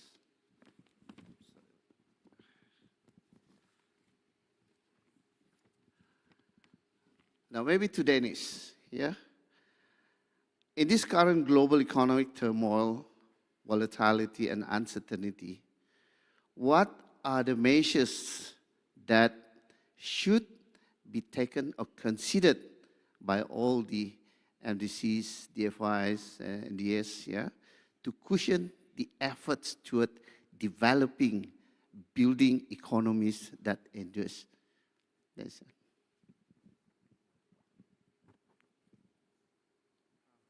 Thank you, George. Would like to follow a bit, to dwell a bit on what I said during my presentation. I think one of the main roles of MTBs and one of the main principles of MTBs is not just to take risks and to share risks with private investors. Indeed, we mobilize so much private investors not because we take risks, but because of our predictability and stability of our agenda. And I'm really glad that we discussed the green agenda so much today during this session. But we can see that some politicians somehow they are changing the trend, and this finally, I mean, unfortunately, the climate change is becoming even worse. 2024 was the hottest year in history. Okay, it's up to politicians to play with this agenda, unfortunately. But we, MTBs, we cannot follow. We must stay put, and we must have a long-term vision in our agenda. Otherwise, the private investors will lose confidence, I think, in our efforts and our ability to provide, to share risk with them, and we will lose one of the main functions to be able to mobilize private capital, just focusing on each other and on a political agenda. Thank you, Dennis. Yeah. The next question that I have here, basically, I will pass it to Mr. Al-Jaber. Yeah? I think congratulations for the success of Oman hydrogen car. And I think I was informed last night that I was one of the many individuals who were the first one to ride on a hydrogen car. The night when I arrived, we ride on that hydrogen car, and the next day I was told that that is at the time when it was actually exported to Netherlands, the first batch of hydrogen car. Congratulations again. So the question is, for changes to take effect, it needs community engagement and acceptance. With our world that possesses diverse cultural diversity, beliefs, economic status, geographical differences, and so on, how and what is the best mechanism should be deployed for changes to be accepted smoothly across the globe for speedy development of economies that endures? I think, first of all, thank you very much for your nice wording. I think green hydrogen is moving faster than expected in Oman. I think we set a target of 1 million, by 2030, and we are strong believer that this could be, hard target to achieve, but I think we will have a lot of enablers to make it, happening short down the road. So that's I want to highlight. If you want to drive certain kind of change, you will need to have proper engagement with all stakeholders in order to develop, the ecosystem, which, suiting the whole kind of stakeholder. And I think that's something, very difficult. If you bring bankers, I'm not a banker, by the way, I'm engineering background. So if you bring bankers, try to convince them that world now changing, there is a new, kind of way to assess and analyze the impact of this kind of a project. It's not only the financial visibility, but also financial plus what is the impact of this toward the social and environment. It's very difficult. But having proper engagement with all stakeholders from day one and, be a very good listener to all of them and try to bring solution which can, serve the purpose of all. I think that's something very critical and something you have to adapt before, start doing a solution. Because if you did not do that, you might generate a new solution, to answer or to solve the wrong problem. And at the beginning, as a showcase from Istidama's side, before we start driving the green and sustainable finance, we brought all the stakeholders into one hall, a full day session with a lot of fights. But at the end, we conclude certain kind of conclusion, which took us toward, driving the initiative, which I already explained in my presentation. You will never satisfy everyone, but at least with the proper engagement, you could come to a solution which really, could get benefit for most of the stakeholders. So I think that's something very critical to be highlighted. Thank you. Thank you, sir. So it's basically moving the beneficiary to stakeholders, right? Okay, the third question that I have here, maybe I'll pass it to Dr. Almiat. Yeah. How do you address the gaps between the served and the unserved, the have and the have not, the economic disparities, development disparities in building economies that endures? Doctor, please.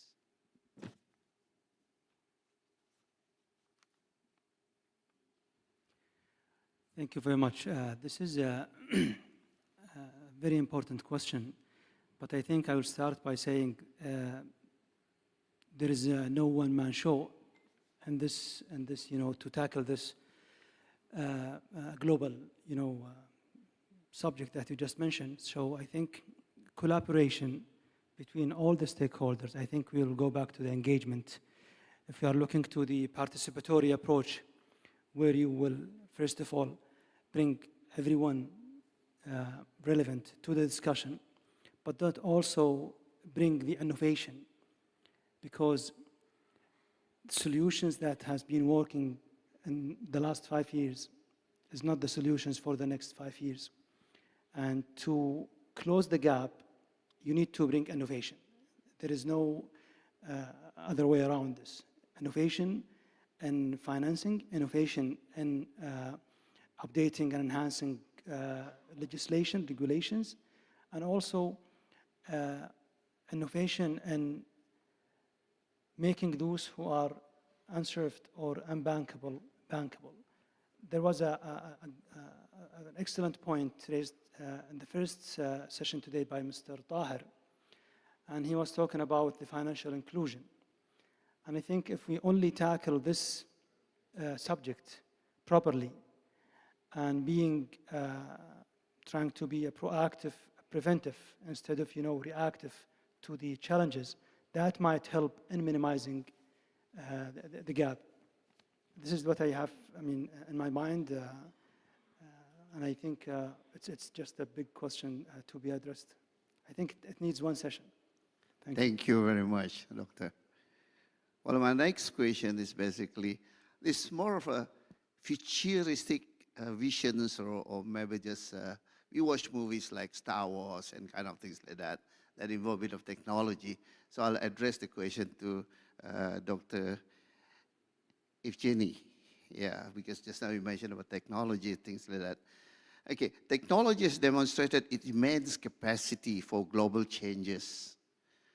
In case of climate resilience, do you think, in your own opinion, the technology may be one day be used to control the climate, such as to enable better distributions of rainfalls, etc.? Over to you, Doctor.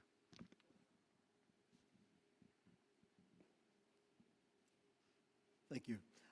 Well, if I may find an illustration in the water sector I've been talking about. Water is extremely conservative.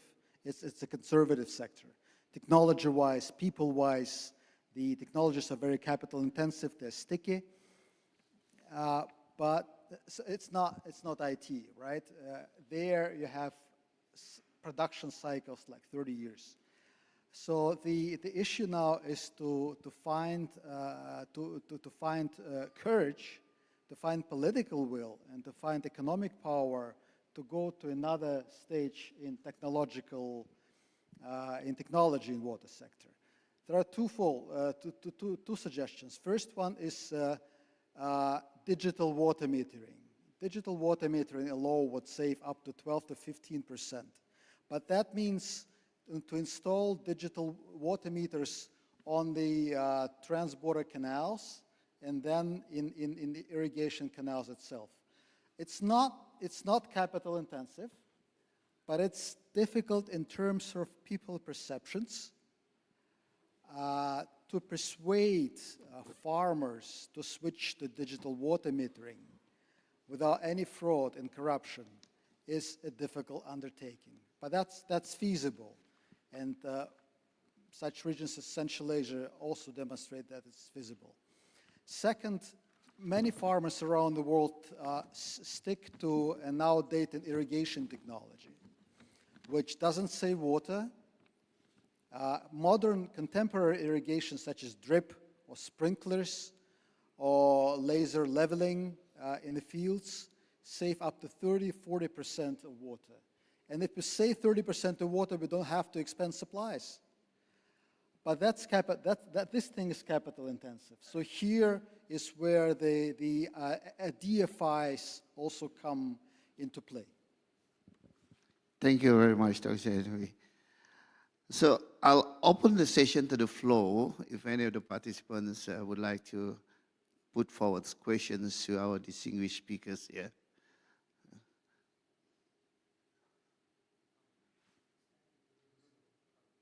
No question. Okay, maybe my last questions to, I would say, the speakers, all the speakers, whoever want to pick up these questions, yeah. Right, through all the session that we have this afternoon, what are the key takeaways from this session and how can they apply to support the resilient building efforts? Any of the speakers want to take it? Yep. With the order, that will be easier. So start with me. So I think main things I want to highlight that we should ensure that in the future, our decision may based on the right kind of set of data. Data-driven decision is something very critical, and I think that will be doing a lot of de-risking for our kind of banking activities. And I'm personally a strong believer on that the powerful data driven kind of decision. And I think that will be maintaining the safeguard and resilience of the system for any country. Thank you, sir. Doctor, you have anything? Again, I think I will highlight one point raised earlier today about being KPIs-driven institutions. And I think the message I would like to have is, of course, we need to have KPIs, we need to have indicators, but if we are thinking from right to left, we always need to keep an eye on the right side of the plan, where it's the end target or the end objective, and not to be forgotten because if we are KPIs driven. So both sides is very important. We need to always monitor to make sure that we are doing what needs to be done, but always keep an eye on the far right side of the plan or the program. Thank you. Dennis, please. I think two major lessons from today. First of all, is of course about collaboration. We spoke about very different subjects, speaking about long-term finance, about entrepreneurship, about venture growth finance, about trade, about green finance. And again, our economies will be resilient if we're resilient in all of these areas and we collaborate between each other. There is no infrastructure without the supply of goods and equipments. There is no trade without entrepreneurship. It's all interconnected, and of course we shall cooperate. I'm also very pleased that today we spoke a lot about people. Because there are no such things as systems, as companies without people. It's all about people, and we shall first of all care about people. We spoke a lot about it today.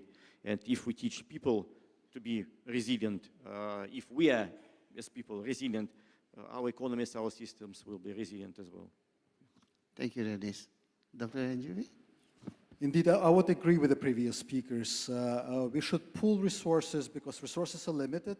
So pooling resources on the critical issues means joint research, joining grants, technical assistance for feasibility studies, and syndicates for large-scale investment projects. Thank you, Dr. Anjali. So in conclusions, before we close our sessions, there's a question oh, apparently. there's a, yeah, yes. okay. Please.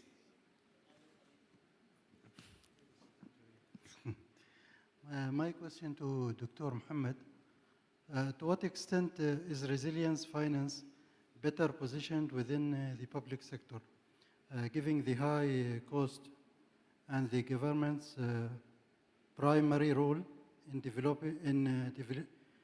delivering critical infrastructure and protecting vulnerable communities?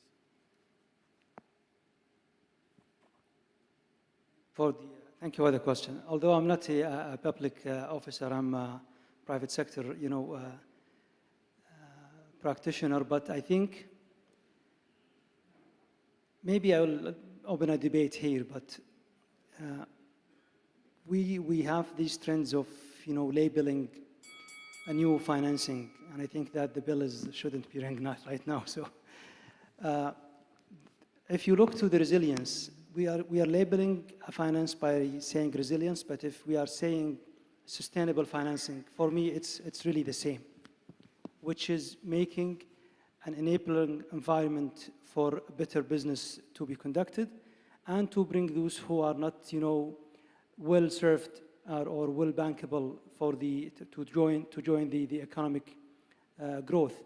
So what governments need to do, they just need to open more mechanism for supporting, startups and SMEs and those who are underserved, but also to bring some sort of, insurance and guarantees to the private sector financial institutions to be able to mobilize more fund.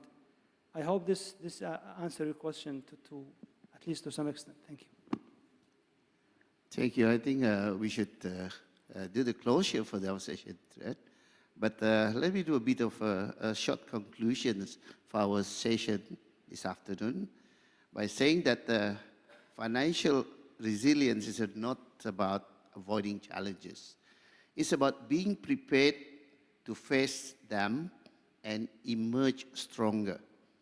By implementing these strategies systematically, we can create a business built to endure through economic cycles and unexpected disruption.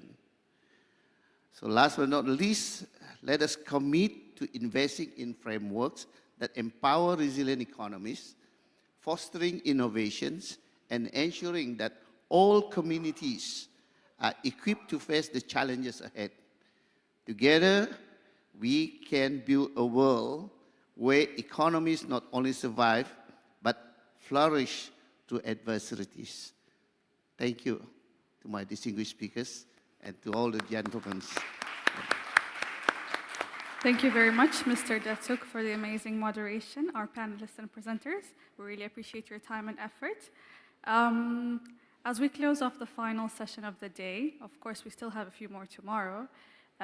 They usually say save the best for last, and I have been told that Mr. Datuk has a token of appreciation he would like to give to his panelists. If his team can kindly please bring them forward as a token of appreciation. So he has a bit of, yeah.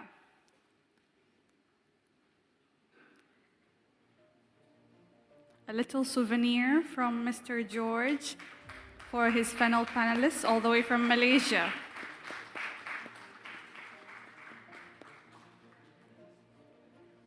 He's raising the bar for tomorrow's panel sessions, so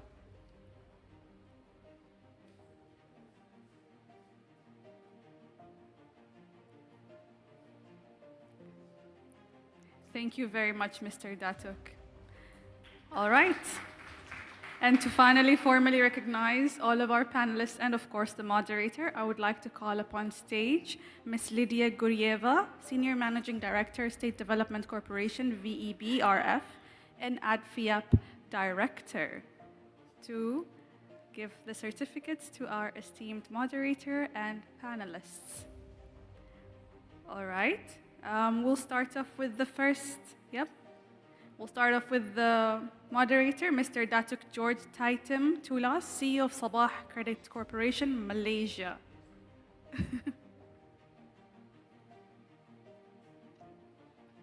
All right. Excellent. Followed by Dr. Evgeny Vinokurov, Deputy Chairman of the Management Board and Chief Economist, Eurasian Development Bank, Kazakhstan. Round of applause, ladies and gentlemen. Mr. Denis Ivanov, Chairman of the Board, International Bank for Economic Cooperation, Russian Federation. Dr. Mohammed Aliami, General Manager, Development Effectiveness Office, Islamic Cooperation for the Development of Private Sector, Saudi Arabia. And last but not least, Mr. Mohsen Al-Jabri, Acting General Manager, Oman Net Zero Center. May we all stand together in one line for a group photo?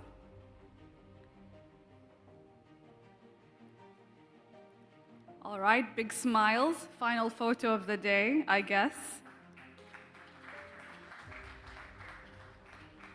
Thank you very much to all of our moderators from the entire day, all of our panelists, our esteemed guests, and everyone that has been involved in making today's session successful. Tomorrow we'll be starting at 11 sharp, so please be here a bit earlier than that so we can stick to the schedule, and we do look forward to hosting you tomorrow for the final panel sessions in more insightful and amazing sessions. Have an amazing evening, and we'll see you tonight at the gala dinner for those that are invited. Ma'as salama.